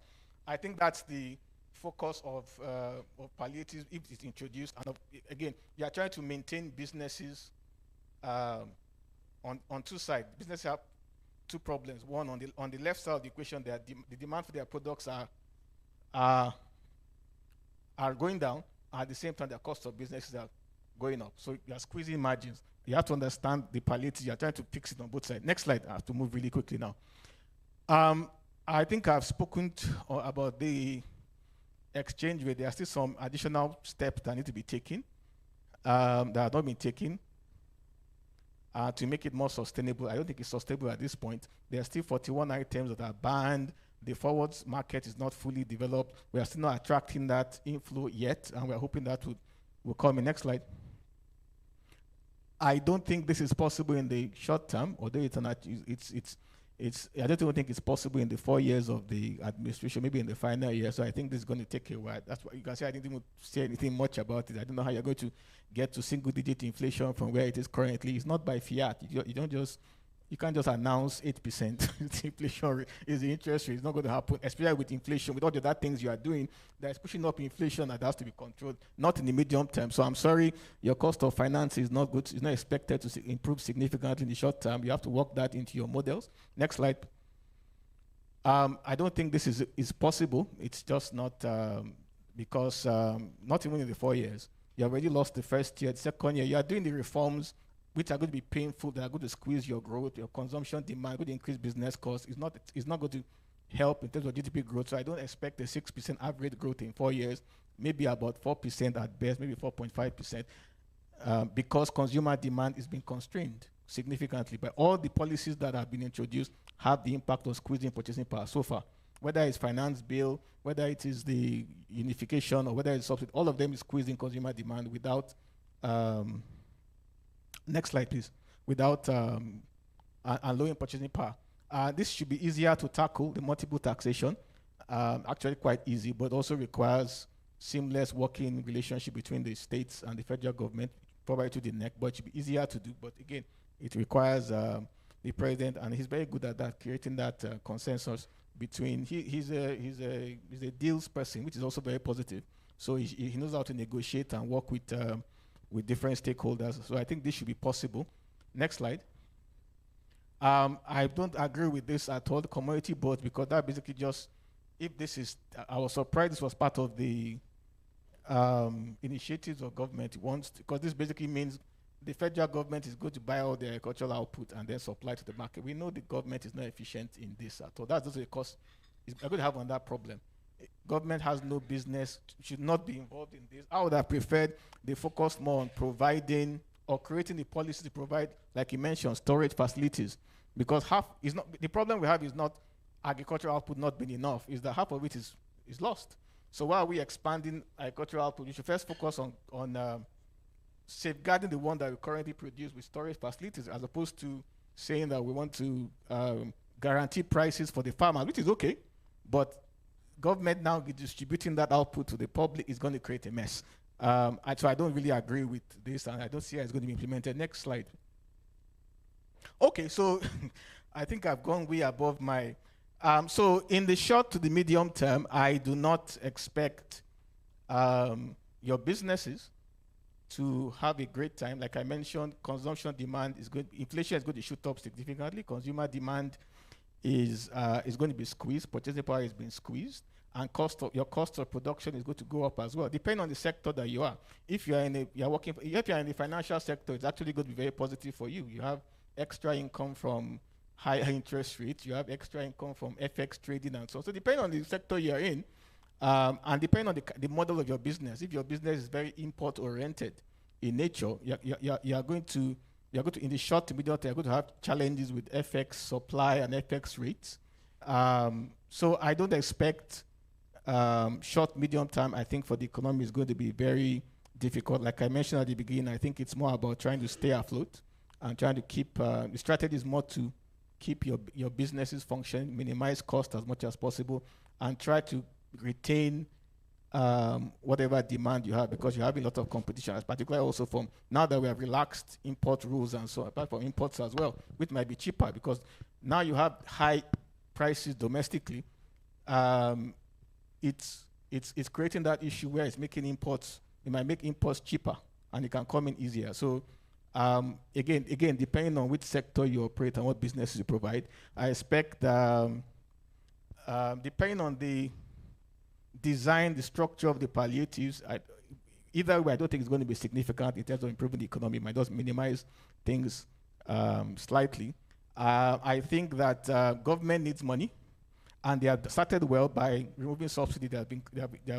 That's more expenditure management, but they need to collect more money. So I think you're going to have situations where taxes have to go up, or debt has to increase, or both.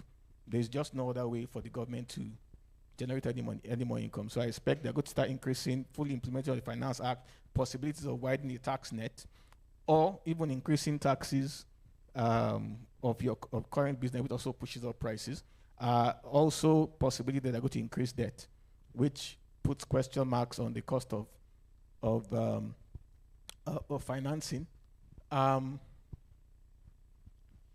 So I think I've covered everything. I think regardless of what your business is, you're going to have problems with consumer demand as well as cost, and is to find ways to minimize cost as well as to retain your consumers, depending on whichever sector and businesses that you operate.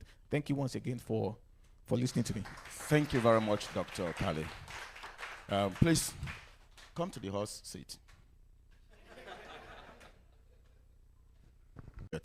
Here, the bullet is going to that side. There is something that he said which I was not expecting him to say, because my MD is here and I have two EDs here. He said, what is happening affects all of us together. I was not doctor. I was not expecting you to say that. Because the implication is that when I go to my MD tomorrow to say, MD, hey, Joy, give me some 10,000 naira to supplement. He said, Ayo, Dr. Kale, authority. I said it affects all of us together. So it doesn't affect all of us together.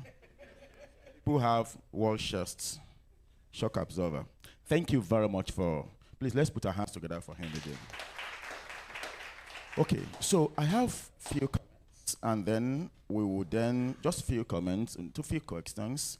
Now, you talked about the challenges in the immediate term, and thank you, I like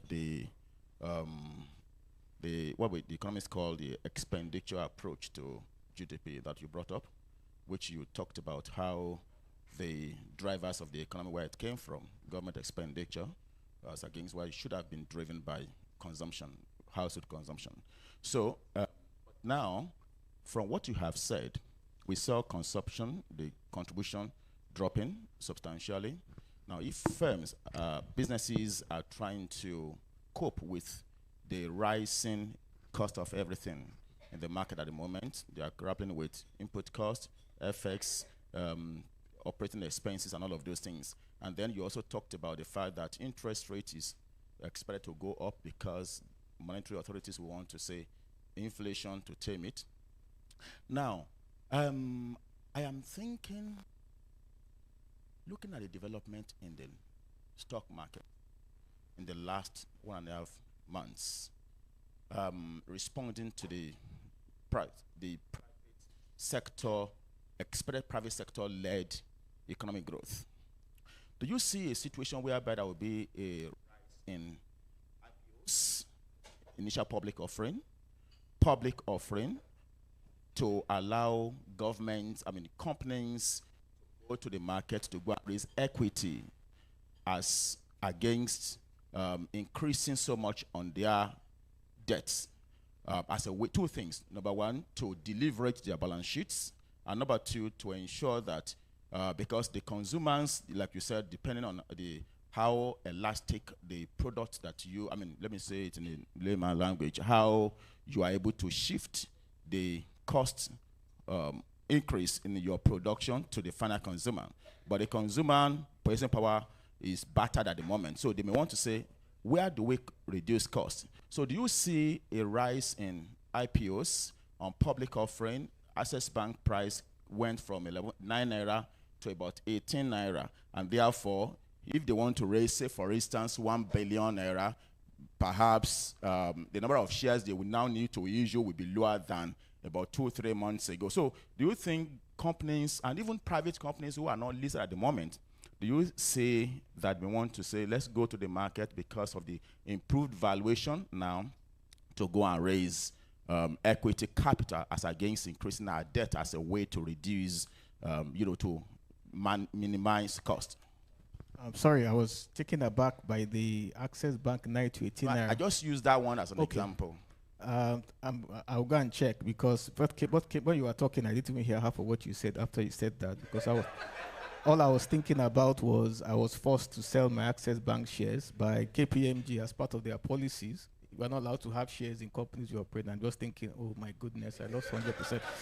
But I can't have your cake and eat it. Well, I would have loved to have it, and it just.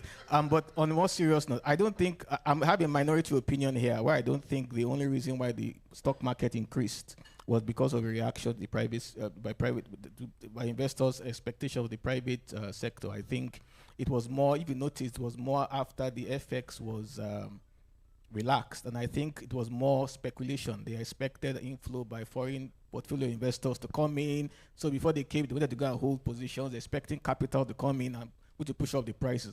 And since that hasn't happened so far, you would probably start seeing it starts going back down. So I think that was just I think it's too early for investors to say, oh, the private, there's still a lot that needs to be done for. So I don't think that reaction was really the market responding to apart from the banking sector, which people expect revenues are going to shoot up as a result of the policy. I don't think that was the major reason. But yes, as you know, companies when they need capital, they have those two options: debt or equity. And if as equity becomes the cheaper option, they're going to shift to equity. It's simple business decision. You will find that higher interest rates, but again, it depends on the nature of the business. Depends on where the proportion of their debt. The proportion of their debt is foreign based, for example. Either way, they'll probably be taking more foreign loans as opposed to domestic, because domestic interest rates are higher, even though foreign interest rates are not, as long as the FX rate is stable enough. So it depends on the business model, but I expect that businesses that have a large component of domestic debt will start reconsidering doing a lot more IPOs, because that's, for now, equity seems to be a lot more cheaper, much cheaper option to raise capital, to expand, and to run their businesses, or just to swap and reduce costs. Okay, thank you very much. Now, what do you think that we need FPIs? And one of your slides shows that the global FPI is going to reduce this year. Now, and I also know that certain countries may likely benefit from the FPIs, some will lose. In Nigeria, what do you think we need to do, or maybe the government needs to do, to ensure that we attract a fair share of global FPIs? In the last few years, the data from NBS shows that it's been declining, but is there anything that could be done to change that trend? Well, capital goes to where it is most attracted. If I can get 20% in Ghana, all risk taken into consideration, and I can only get 7% in Nigeria, I'll go to Ghana. So it's the only way you can attract. You said FPI, not FDI. Sorry, FDIs. Oh, FDI. Okay. Yeah. FDI is more of an issue of first of all, you have to fix, like I said, forward contracts. When FDIs come in, they are coming for 10, 15, 20 years, and they want to be ensured they can repatriate their profits when they want to. I think we have done that already. We have guaranteed the repatriation of dividends and things like that. That's one step that will attract them. The second step is to ensure that the forward market works very well so they can take those decisions. And I think the most important one, which actually was already discussed, is fixing the ease of doing business. At the end of the day, the objective of a foreign of FDI is to maximize profit, and they'll go to the environment where their profit is going to be maximized. And if, because your cost of operation is very high, because your cost of doing business is very high in Nigeria, you're not going to attract anybody into the country, and that's just the truth. So improve your cost of doing business. He mentioned some of them: infrastructure, both physical and social infrastructure. He mentioned health. He also mentioned education, but I was not even looking at education in terms of foreign investors. I'm talking about one of the challenges that a lot of companies have in Nigeria is attracting good enough talent to be able to operate. So if I'm a foreign business that wants to come to Nigeria, I want to ensure that my cost of operation is low. I want to ensure that I have the demand, which we already have, and I also want to ensure that we have the capacity domestically for running my business. So yes, invest in infrastructure, power, roads, the distribution network, in social infrastructure as well, health and education, the rule of law, to ensure that contracts are going to be honored, the law actually functions properly. Other ease of doing business issues, either all the approvals and documents they have to get, you make it seamless, make things easier to get. And I think once you fix that, in an environment where there's potential demand like us, where the people know they can come and produce easily, they can import their raw material and repatriate their profit easily, I think that would draw in foreign direct investment. Okay, thank you very much. Before I go to the people who are here, I'd like to take this question from one of our online participants. He said, as Nigerian enters a new growth phase, what are the key challenges and opportunities for fintech companies in terms of driving financial inclusion and expanding access to financial services for the underserved? Are there any specific areas you believe fintech and tech ecosystem can make significant impact? I think the question actually answered itself. It's basically to expand the. I think currently, the penetration is about 50% or just a bit under. I think the advantage of fintech companies is that they are better able to get closer to the unbanked, for example. There are lots of people, and I think the way the world is going, the way that Nigeria is going, you get to a situation where you have to increase the amount of people that have bank accounts, that have access to financial services. And I think that's where the biggest, in my opinion, where the biggest opportunity exists as far as fintech companies are concerned, providing financial services to a lot of Nigerians that don't have access to that currently. And that's not just banking services, insurance services. It cuts across. Thank you very much. Let me turn on to the. Okay, thank you very much. Question. Thank you very much. My name is Abiola Lawal, Eroton Energy, DMD. I want to thank you again for a very comprehensive presentation. I want to get your thoughts on where the government should situate security for businesses. I think the previous speaker spoke about that a bit. And you also mentioned during your presentation earlier, for example, that everybody has consumer pressure this time. But there's some of us in the business where consumer is not our pressure. The supply is our pressure. I.e., if I produce enough crude, putting it out in the global market is not my problem. Who's going to buy it? It's my ability to evacuate from Nigeria there. And you also mentioned earlier, if you remember, about the 1.6 million barrels cap. So Nigeria's problem, from my experience, is really not so much about production, but particularly those of us in the swamp and onshore area, is evacuation. So I want you to please talk a bit about the focus on the government to be able to secure our infrastructure to transport hydrocarbon so that we can get the benefit of that. We're one of the few countries that have not been able to really take advantage of that hydrocarbon given these Russia issues. That's number one. And quickly, the second one, I've heard about this $800 million palliative borrow from the World Bank. Can we get it to the poor? Is that really a sustainable strategy even in the short term? I'd like your comment on that. And finally, real quick, I know there's a drive for revenue, tax. We've heard about 1,000 naira to, for example, to register your car. I heard also about VAT for informal sector. It just seems, again, more squeeze on that consumer space. And everything we know about economics says you don't keep taxing when there's so much pressure to begin with. You want to grow the base first before tax multiplies itself. So I'd like your comment on those three things. Thank you very much. Regarding the first one, security, there's nothing, as far as oil production and supply is concerned, there's actually nothing big about securing the oil production. It's just the willpower. The security is about having the right will to do it. We all know that the reasons why oil theft is so horrible is because there's collusion between even the security. We know that already. That's what's going on. You cannot lose 500-600 million barrels a day. It's not the small guys puncturing holes. I mean, let's stop being ridiculous here. We know, and that's the issue. So it's not been secure because we don't want it to be secured, and people have interest in not securing it. And let's be honest, if you do the math, 600 million barrels per day, that's coming to about $40 million a day. To be honest, you're going to have a fight. If you're asking, if you're asking me to give up $40 million a day in revenue, potential revenue, you're going to have a big problem trying to get them to give that up. They have enough resources to ensure they pay everybody, including security officials. One of the ways, and because we at KPMG were advising, I don't think this is confidential, one of the advice we gave them in terms of security of the oil infrastructure was that, first of all, you can actually use sensors to actually put sensors on the pipe, so if there's any breach, an alarm goes off in different sections, and then you can dispatch security to the particular. You can do that. So these things are not.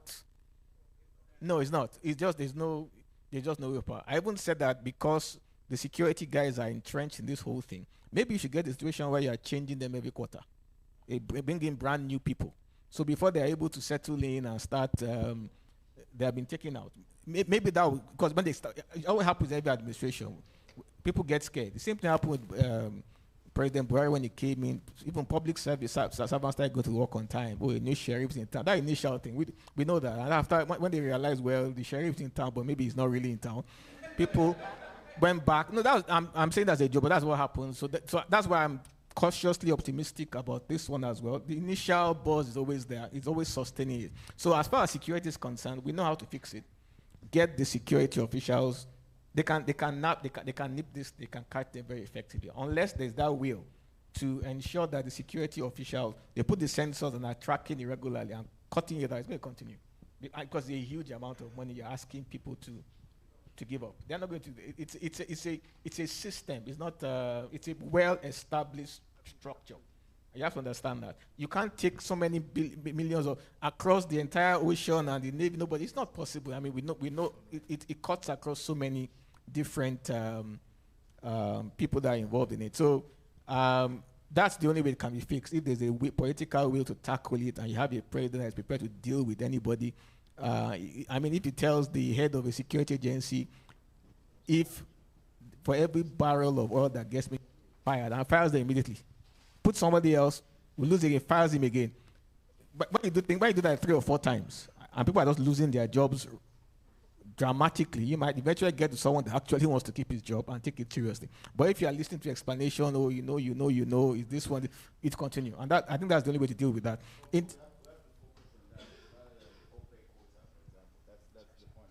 Oh, sure. National issue. What does it matter? Be able to get revenue for 2 years. Not so we can produce, but we produce, we put it in the pipeline, it's taking 100%. Yeah. So it's a big problem. And I'm talking about 400,000 barrels in that cluster of NCTL, a 92-kilometer pipeline over a swamp area. So I'm just saying we need to be careful about even worry about OPEC quota, when we should focus on what we can control first. Absolutely, I agree completely. And that's one of the reasons why I flagged even the Dangote refinery that people were expecting price. I don't expect any price reduction, but Dangote refinery functioning and impact on the economy depends on its ability to get crude feedstock from NNPC. So if NNPC is not able to provide that crude feedstock because of the challenge you are raising, then he has to import it from outside the country. So look, it's very easy theoretically, on paper, but in reality, all these little things have to, that's why I said they have to be screwed in on properly. Otherwise, it's going to end up in a theory. So you're perfectly right. In terms of I think the last question was, sorry, okay, well, the government has a social registry. I was part of the process of setting that registry. I know it's not properly, it's not very efficient. I don't think that's the best approach to get palliatives. I think most of you find that half of it is going to get lost. And that's probably why they are pushing. That might be, there's an incentive to go through that because money will get lost. That's the only, I mean, that's not the best and most effective way to get palliatives. And the final question was on, yes, I agree with you. I mean, that's straightforward. I agree with you completely. No economy that understands what it's doing. Taxes is country in a recession and when things are going down. If I give anything, they pull everything down. They want to you're trying to maintain purchasing power so that businesses can continue to work. You don't squeeze and squeeze and squeeze when your economy is going down. You're supposed to squeeze when the economy is actually growing. But in Nigeria, what we have now is government just needs money. And that's the problem with the subsidy removal. It wasn't that subsidy removal is actually, there's nothing wrong with subsidy. It's just that most of it was being stolen and we just didn't have any money to pay for it. There's nothing wrong with giving up any kind of subsidy. And the problem with it is like most things we do in Nigeria, we wait until breaking point. The reason why subsidy was removed was because we had there was no way, there was nothing else to do. If there was still, I'm almost certain that there was still room, it would have continued. But it got to a point where there was just nothing that could be done again. So the same thing with minimum wage. We like to wait rather than do things gradually so that the economy can absorb it. We don't do it for 10 years and then we do it all of a sudden and then it chokes everything. That's our strategy. Simply with subsidy, with minimum wage, we increase minimum wage by 200% overnight rather than breaking it into source and then all businesses just have to adjust their entire. That's what we do and that's what causes a lot of problems. So you're right. I don't agree with the policy of I've written about this and advice. This is not the time we should try to be squeezing businesses for revenue. I advise that rather than squeeze businesses for revenue, increase taxes and so on, and rather you focus more on more efficient expenditure of the one you have. Subsidy removal, yes. Go and all the report, all the unnecessary agencies, all the wasteful expenditure. We have a situation with government, revenue generating agencies in government, that as their revenue increases by 50%, they will increase their expenditure by 50%, so that the surplus stays the same. Those kind of things, that's why I think you should tackle first. We don't want to hear about, although it has been debunked, about politicians increasing their, that's not, or having several convoys. And those are, tackle the, why you are, give the incentive for business to grow, reduce taxes and so on, and then solve that problem by squeezing your own expenditure. But we're doing it the other way around. We're maintaining expenditure and then trying to squeeze business. At the end of the day, you might end up getting less revenue because if less people are demanding your product, VAT goes down, consumer what they call tax, company income tax goes down, and all this. So at the end of the day, you're going to end up getting less real value than you did. So I don't agree with that strategy. I agree with you completely.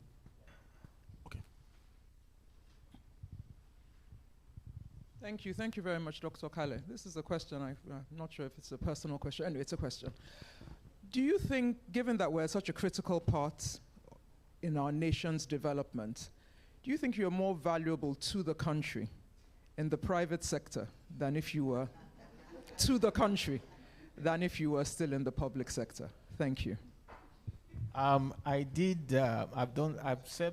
in the government for 16 years, although I came for the private sector. I think I paid my dues, and I'll just end that by using one of popular, I'm not available. I'm unavailable, sorry. I think I tried to serve my country for 16 years. I am not eager to go back to serve my, it comes, people don't usually understand it because we see the glamour. If I'm going to government to enjoy myself, sure. But if I'm going to work, you actually suffer, and it comes at a huge cost. And it came at, I'm not going to go into details, it came at a very, very huge cost to me personally.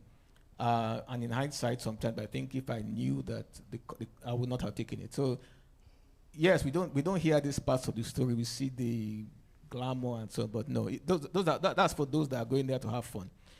The way the economy is currently is a lot of work. A lot of work has to be done, and I don't think I want to put myself. It's a lot of. I've had death threats from governors, from it's not. Once I finished, I'll just end by saying this. One of my friends said that on my last day in office, they had never seen me smile. That no, I'm actually serious. That they saw a picture when I was taking with my minister. They said the ambassador. I was so relieved to be done, and that's because I know what it's not as when I see people lobbying and fighting for this, I'm just wondering what they don't know what they are doing. It's a lot of work. If you want to do the work, it's going to be a lot of work, going to be very painful and stressful. It's going to cost you a lot, and I think after 16 years, I think I need a break. I think I need a break in the private sector where things are not, I'm not working less, but at least in a more saner environment. Let me put it that way. Thank you very much. Okay. What that one is going on. The good news is that in your current role, you are still advising the government. So we are still tapping into your rich experience and your knowledge. So continue to do that at a fee anyway. Dr. Kale, you've basically told a story of unfulfilled potential, animal farm with self-inflicted harm. Is there hope in the sense of a lot of advice has been given to the new government through the transition committee. And you've talked about KPMG giving advice, et cetera, et cetera. Can anything really be done effectively without a whole system reform, especially of the civil service of this country, which is supposed to be the engine of policy implementation? Is there hope, truly? Without the reform of the public service, no. At best, you have some improvements. That's the best you can hope for, but you'll not have that thorough improvement unless the civil service are incentivized to get things right.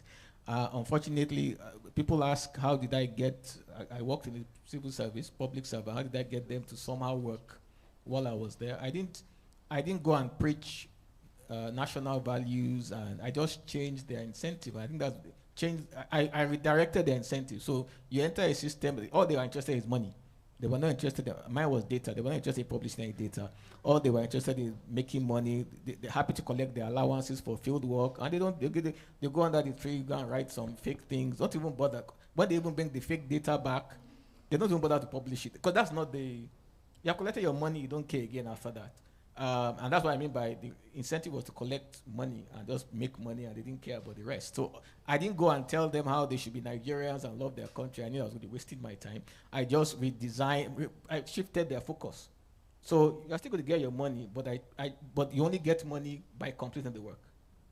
So I double your field allowances, but only give you 30% upfront. The majority of the balance is when the work is completed and the ICT department has validated the quality of the data. Then you get your money.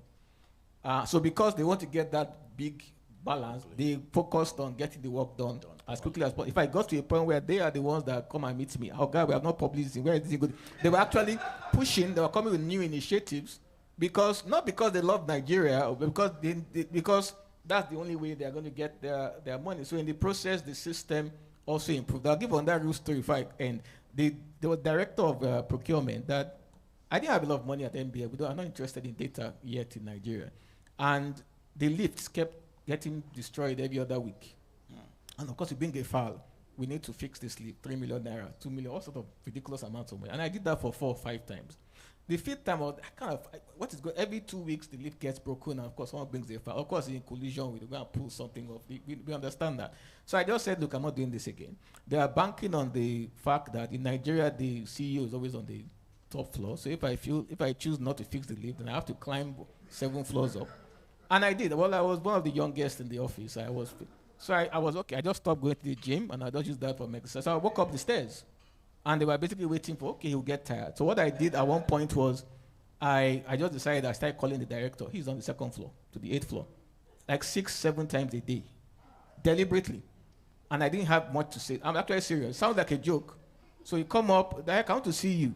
He will come up, I'll say something very, 30 minutes, oh, sorry, I forgot to tell you something. I'm actually serious. I called him up repeatedly. And these are very old people. So you see a 50-something-year-old man. At one point, I got very worried because he was panting, out of breath. And I was actually worried that he might do. So after a few days, I sat him down. And I told him, you think I don't know what is going on? Of course, he denied it. I'm not trying to argue with it. He was earning 500, 400 and something thousand from the whole deal. So I said, you are costing me 2 million naira so you can collect 400,000 naira that I can't afford. So I did a deal with him. I said, refocus. I said, okay, I will send you on training. You're allowed to get your training allowance. It will come to about the same amount of money. You will save me 1.6 million naira. When you come back, you must train the staff on what you learned. The lifts start working. Again, it sounds like a joke.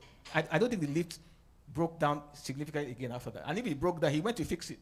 So I created a system where they understood that you don't get money for repairing things. The only way you're going to make money is if you are introducing enhancements to the office. So you're coming up new ways to improve data collection.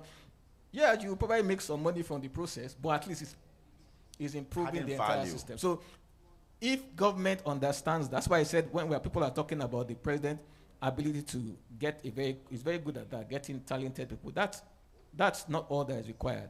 You still need someone that knows that understands the way they think and comes up. It's not by power or by intellect.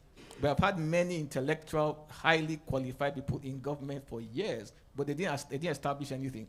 Not because they were not talented, because the system fought against them. So you need someone that understands the way they operate and has a way to modify their incentives such a way that it benefits the system. Otherwise, we're going to stay exactly the same way we are. Has that which you put in place been sustained, or has it been destroyed? It has definitely hasn't been destroyed.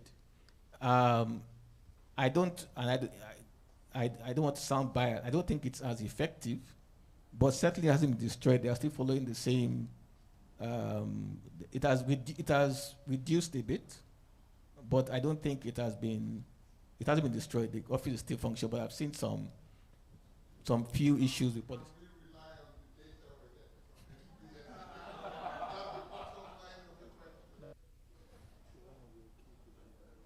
The answer is yes. I would rather not. I worked for 10 years trying to build the capacity of the MBS. They still have a lot of work to do. I admit that we're not yet world standard. I've noticed some things that are worrying, but I would not state categorically that we cannot trust the data of MBS anymore, especially since it's an office I'm not going to, even if I believe that was the case, I'm definitely not going to state that officially. The current Statistician-General is someone that I groomed in the system. In the 10 years I was there, he was a middle-level manager. It's someone that understood the reforms that we built, and I'm just going to keep my fingers crossed and hope that he keeps faith with what we are trying to do. And that's the best I can see as far as that's concerned. Okay, so let me just take this question from our online participants. Given everything, said Dr. Kale, given everything you have said, can you advise the government on the best form of palliatives that can possibly affect Nigerians, including myself, owing to the subsidy removal and high inflation rate? I'll break them into very quickly into two. Like I said, I think I already said that in the presentation. Two: the short-term palliatives, and they have to be temporal. Whatever palliative or interventions we introduce in the short term has to be exactly that, short term. That's why I don't like salary increases, because salary increases or minimum wage increases are almost permanent. You have to keep, and it affects only a very small percentage of the population and can stoke inflation. I prefer palliative that you can remove very quickly. For example, tax reduction. If you reduce taxes for 6 months, you can always increase the taxes when the economy starts to easier. But when you increase someone's salary, you're not going to take it back down. So easier to just reduce taxes and paying. So I still have more or less the same amount of money I had to spend in the economy. And then when the economy starts to boom, you can push it up. So I think things like tax breaks, both for businesses as well as personal income tax, is a better palliative in my opinion. And things like I said, electronic transport vouchers. And over the longer term, things like mass transit, improvement in health, education infrastructure, and things of that nature, I think there are better ways to handle this short-term intervention. It has to be temporal. That's the point I'm trying to make. Very short-term in nature.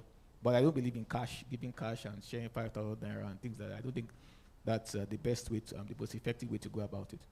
Okay, thank you very much. Someone actually asked about the tax incentives for the foreign investors, but I think it's been answered. You said, can you speak to the current tax and financial incentives for foreign investors? Do you feel these are adequate? If removed, will these disincentivize investments? Yeah, are you talking of, that sounds more like portfolio investors. Well, I think he said foreign investors. Okay, well, yes, I think when you are trying to, when you are, you mean the tax incentives to attract foreign direct investment. They have been there for many years, it hasn't worked. And I feel if you're putting so many incentives that actually look good on paper, but it's not attracting foreign investors, you have to go back to the drawing board and find out why the investors are not coming in. I prefer more of a targeted investment. So you are going to a particular company that you know, whether it's already existing or existing somewhere else in the country, that you know is big. For agriculture, for example, you go to a big name in agriculture and tell them, we want you to come and open up investment in Nigeria. What would you need to come and set up your business in Nigeria, or to expand your business if you're already here in Nigeria? And you based on the sectors that you are trying to focus on. You pick 1, 2, or 3 of them, and then say, I'm going to get these 3 guys, whether they're domestic or international, to come in, and you're speaking to them directly, rather than having this general incentive to pull in investors. When you speak to them directly, you know exactly what they need. And I think that's better than we sitting down in Abuja trying to guess what all investors will need, because again, what a particular sector needs is different from what another sector needs. I mean, he mentioned security as his main constraint. Somebody else might mention FX. Somebody might say it is capacity. Or another person might say it is distribution. I mean, there are different things, and you have to speak to. So decide the sectors that you are. Most countries in the world is not the little. It's not by. You see, they have a few big players in their sector, and they are the ones that drive the economy, not trying to bring in everybody in bulk. Okay, thank you very much. I think our time is fast spent, and I just want to say a very big thank you for your insight that you shared this morning, and I hope that when next we call upon you, you will honor our invitation. Thank you very much.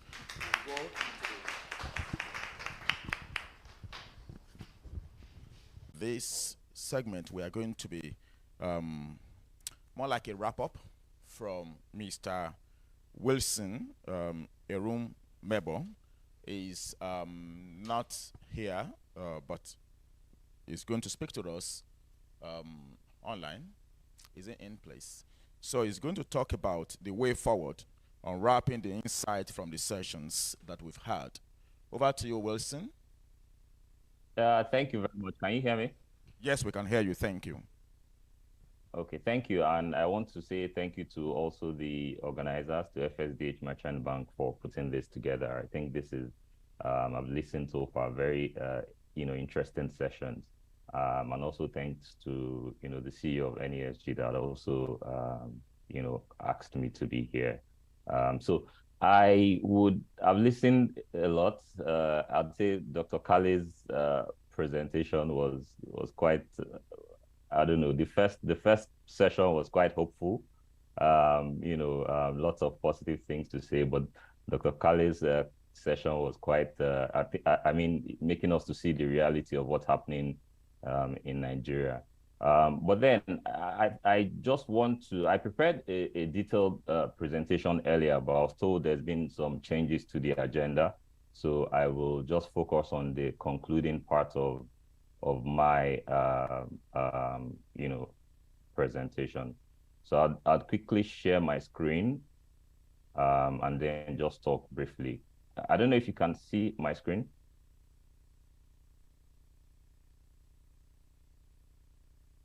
Okay, thank you. So I'll just, quickly say that, going forward and, taking this to the next level, right? We need to, look towards developing an inclusive growth agenda for Nigeria, something basically that goes beyond just GDP growth to include, a lot of all the other key economic agents who I think are quite very important, especially when you listen to Dr. Kale's presentation. It's not just about the growth of businesses alone, right? We must ensure that we're able to carry many of our citizens along as we make policies, because at the end of the day, if we're dealing with an environment with a depressed aggregate demand, that will, in turn affect, our businesses. So I think that's one key area. And I have just one, a slide here that, showed GDP per capita, of several countries and how it's grown over the years. And one of the key things the key message here is that if you look at all these countries, right, this shows the years of constant increases in their GDP per capita.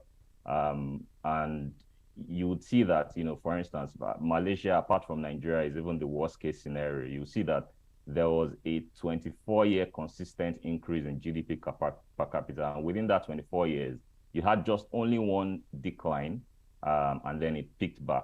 If you move to, Singapore, you had 33 years of increase. If you move to Indonesia, 30 years, China, 54 years of increase in their GDP per capita, with just only 1 year of decline. But coming to Nigeria, we've seen that just 16 years, and this happened from the year 2000 to about 2015, before the recession in 2016. So what that tells us basically is that for us to move from one level to another, we need to pay attention to how we can grow sustainably. And also another point here is when you look at the base from where they started to where they are now, the latest year in the chart is 2022. You would see how far all of these countries are from their base, right? In fact, for China, it's almost like moving from near zero to somewhere around 70,000, in their local currency. So that, but for Nigeria, was still a little bit far, but not so far from where we were in 1960. So I think this is, part of the problem. So we must go back to the drawing board and basically chart that inclusive growth path. And if you look at the manifesto that, like as Dr. Kale pointed out, of this current president, one of the things that was proposed is more like an average growth of 7% in the next couple of years. So I just played around with some data to see if at all we're to achieve this average 7% growth. Say for this year, at best, we achieve 3% for this year, next year 5%, and then it goes up like that. Where will we even be, as a nation, right? So what you'd find is that we would see a case where, output will double by 2028, which is about 5 years from now, and then we could, achieve somewhere close to 519 trillion naira economy by 2030. However, in dollar terms, that share is a bit lower. But what I think is important is how consistent can we be in terms of matching our reforms and political will with, ensuring that we have that consistency. I think that's where we need to be. We need to match our actions with all of our plans and goals and targets. And we must also try to, as much as possible, to unlock private capital, focusing on key areas like manufacturing, ICT, infrastructure, power, and growth must be sustainable. And one key thing to bear in mind is that in the next 31 years, our population will double. I mean, some estimates even show that will happen before then. And so even if we're to maintain current unemployment rate, which is, by the way, still very high at 33%, we need to create about 3 to 4 million jobs per annum. Where will that job come from? I think these are questions, and it requires heavy private sector investments, coordination on the part of the government. So the other thing I'll talk about is how we need to align our policies. And one of the esteemed guests, audience, asked that question as to civil service reforms, how important it is. We can't just rely a lot on ad hoc policies. We need, to document. We need to ensure that, appraisals are done, before policies are made. And one key question I have here is who checks or who monitors or who does this appraisal before any policy is made? If the Ministry of Agriculture comes, for instance, to say, I want to do X, Y, Z, have they really thought about how it will affect, manufacturers or people in the energy sector or people in different other sectors? So what I'm thinking about, and because this is a thought session, right, I think we need to have something like a unit within the presidency that would be charged with, taking up the role of trying to see how we can, harmonize policies, and also in the sense of appraisals for any key major policy that will affect the business environment. I think that's something that, we can start looking at, more like an engine room within the presidency that drives all of these, reforms, across sectors. Like what we saw with the Naira redesign, for instance. I mean, after we've done it, we started talking about unintended consequences. Who does a policy like that, in the midst of an election, with even when the goals are not clearly set, and how we implemented it was clearly not the best way to do. So I think, as an example, if we look at inflation, and Dr. Kale rightly, mentioned this, you'd see that we have a central bank that, is focused a lot on the monetary side, trying to, hike lending rates, money supply and all of that to control inflation. But the real question we should be asking is, what are the drivers of inflation? How much of monetary factors contribute to this inflation? There was a study that was done by the IMF just a couple of weeks ago, looking at the European economy. And one of the things they found was that corporate greed, which is down there under other factors, was largely responsible for inflation within the region. This is because even when businesses were not necessarily affected by input or high input energy costs, they will take advantage of whatever is going on to raise prices. And we see that also happening in Nigeria. What can the CBN do about that? So That's why when you read the monetary policy communique, what you find is the CBN appealing, after they've increased rates, appealing to the fiscal side to address all of these other issues that drive inflation. So for me, one key takeaway and the way forward is, why don't we have because clearly this is bigger than the CBN, why don't we have a committee or whatever we call it, a structure or maybe a team, because I'm also conscious of cost of governance. Why don't we have something bigger than the CBN that includes both the CBN, perhaps the governor, and maybe other ministries that are very crucial, as far as, prices are concerned, that meets every, would I say, quarter, month to see how we can address the problem of inflation, because this is the most singular problem that leads many Nigerians into poverty, that also affects business as it were. So I think that's one key thing I would say. And finally, I think we must also understand the role of markets and allow markets to function efficiently or near efficiently.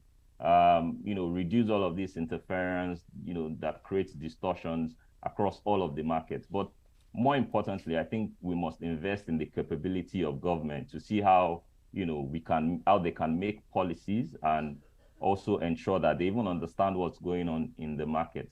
But at the end of the day, right, we need to also come to the realization that the market alone will not take us to the promised land.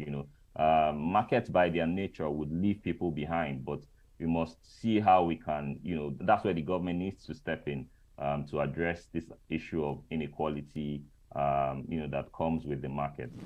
Finally, this is the last slide, and I would say that we talk a lot about, finance, foreign direct investment, foreign inflows, and I think we're missing the issue here. And for me, right, perhaps maybe not missing the issue, I should rephrase. Maybe we should focus a lot more on some of the other issues.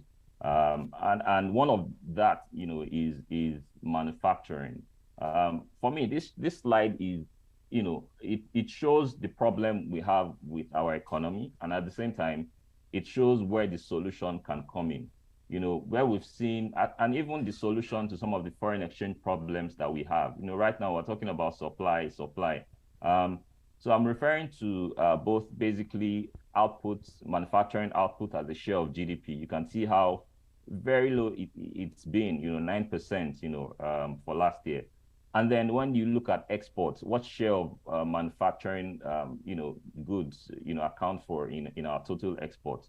It's 2%, right? I mean, so I don't know how sad this is but it is depressing to me that we cannot grow, we cannot move from one step or one level of development to another if we continue with this kind of structure. I mean, it will take us nowhere. And one thing about manufacturing is that it sits, as far as productivity is concerned, it's not highly productive, as it were, compared to tradable services, banking, finance, and co. But it's also it has a much higher productivity than agriculture. So on a sectoral level, it sits somewhere in the middle. It's one of the sectors that can absorb many of our labor force that we have in abundance. And it's one sector that can drive productivity growth in our economy. So I think this is what makes manufacturing unique. And in fact, for agriculture, a lot of focus, if you say lots of investment needs to go into agriculture. In fact, for agriculture to be productive, we even need less workers to move into agriculture. So where will the jobs of the future come from? In my view, I think it is manufacturing and also some part of the services sector, which I would have loved to expand on, but I think for the sake of time, I won't. So let me conclude by saying that this is the time for us to prioritize manufacturing. The conditions are a bit, tighter, especially when we look at in the 80s and 90s, when many of those East Asian countries developed their manufacturing. Today, we have, globalization, we have, rapid technological advancement, in fact, at a pace that we've not seen before. And sometimes it's even very difficult to differentiate between manufacturing and services, because lots of tech is being deployed into manufacturing. But I should say that the window of opportunity is still there. It's open, but it may not be open for too long because we have, the rise of China. You see that the global power is moving towards the East, and the East is also moving towards Africa. That is also a concern. And if anything else, I think it should, heighten our urgency, particularly on the part of the government, to provide that much talked about enabling environment that Dr. Kale had mentioned, power, infrastructure, finance, and every other support that we can give to our manufacturing industry. We don't have an industrial policy. Our trade policy has been under the review for almost 10 years now. And we're talking about the AFCFTA. We're talking about Africans coming together. So I know I should end now, but I'd say that this is one area that we should focus on. We have a large market. We have human capital, natural resources, and a resilient people. I mean, this is something that we should be looking towards. And as a friend said, I was on a Twitter space recently, and we're having a conversation, and he mentioned something that, a lot of times we focus on fixing the FX market, but we must have it at the back of our mind that if we fix the economy, that's when the markets will be fixed. So thank you. Thank you very much, Wilson. And that is very apt because, if you don't fix the economy, interest rates, devaluation of the currency, inflation, high interest rates are just symptoms of a structural problem with the economy. So if you don't treat symptoms, you treat the cause. So we need to fix the cause of the economy. Thank you very much. Wilson is a senior economist at Nigerian Economic Summit Group, and is also a PhD student. I wish you the best in your program. So when next we meet, you would have had your PhD, and perhaps you are advising government where you are with your report, with all your resources. Perhaps you want to do the line of Dr. Kale. Work with them. We need resourceful people, quality people to drive this economy. Thank you very much. I now like to call on Ake Mohammed, the Divisional Head, Global Market and Prestige Banking, FSDH Merchant Bank, to give the closing remarks. Thanks. Thanks, Ayo. And thank you to everyone who has been here today. So I'd just like to quickly summarize some of the conversations we've had here today. So we started with Deepak, who, as we're told, is the group treasurer at Tolaram. He sort of told us what they are doing at Tolaram what they've done at Tolaram over the years to manage, some of these cyclical issues that we deal with in Nigerian economy, how they've sort of deployed import substitution by backward integrating to ensure that they're able to manage their FX exposures and manage through the crisis that that we've had. Dr. Kale, I must say, was very frank and open. He told us at the beginning, but during the course of the conversations, he actually said a number of things that I thought, but yeah, I salute your bravery. Yeah. And he told us, again, reminded us about the story of the unrealized economic potential that Nigeria has, which, I'm sure most of us here, right from maybe secondary school or so, we've been told that, Nigeria is this country with great potentials, etc. It broke down, high level, how the Nigerian economy is structured, and the reason why, for example, we get hit by external shocks from time to time. And it's really because 60-something% of our economy is oil-based, whether directly or indirectly. Wilson, who just spoke, also told us about why it was necessary for us to sort of develop a sustainable growth model in order to move Nigeria from where it is now to that potential that we'll be talking about. And it's also said how we need to align policies and priorities. So over the years, the monetary and fiscal policies of Nigeria have just been working almost, against one another. And that we need to develop trade and investment policy, industrial policy, social policy. And I think Dr. Kale also mentioned this around civil service reforms. These are critical points, areas that need to be, looked at. And I think maybe for the first time, there's someone advising the president now on on policy coordination. So maybe just maybe, we'll get it right. So in conclusion, I'd like to thank everyone present here for coming to spend your time. Particularly, also to mention as well that the online audience, because we got a couple of questions from them, so it means they are part of us. This is one of those series that we plan to. I mean, the MD mentioned at the beginning that we're also going to have more sessions, at least one this year, then subsequently, because we think it's important for us to connect with you, our clients, on some of these issues, and not leave you to begin to wonder, because the last 1 month or so of the new administration, we've seen quite a number of things. The president has been very brave with some of the policy pronouncements.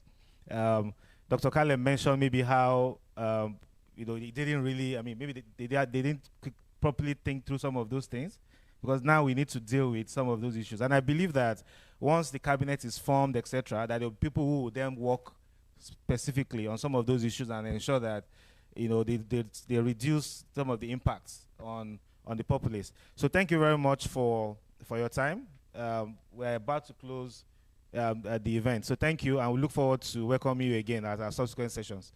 Thank you.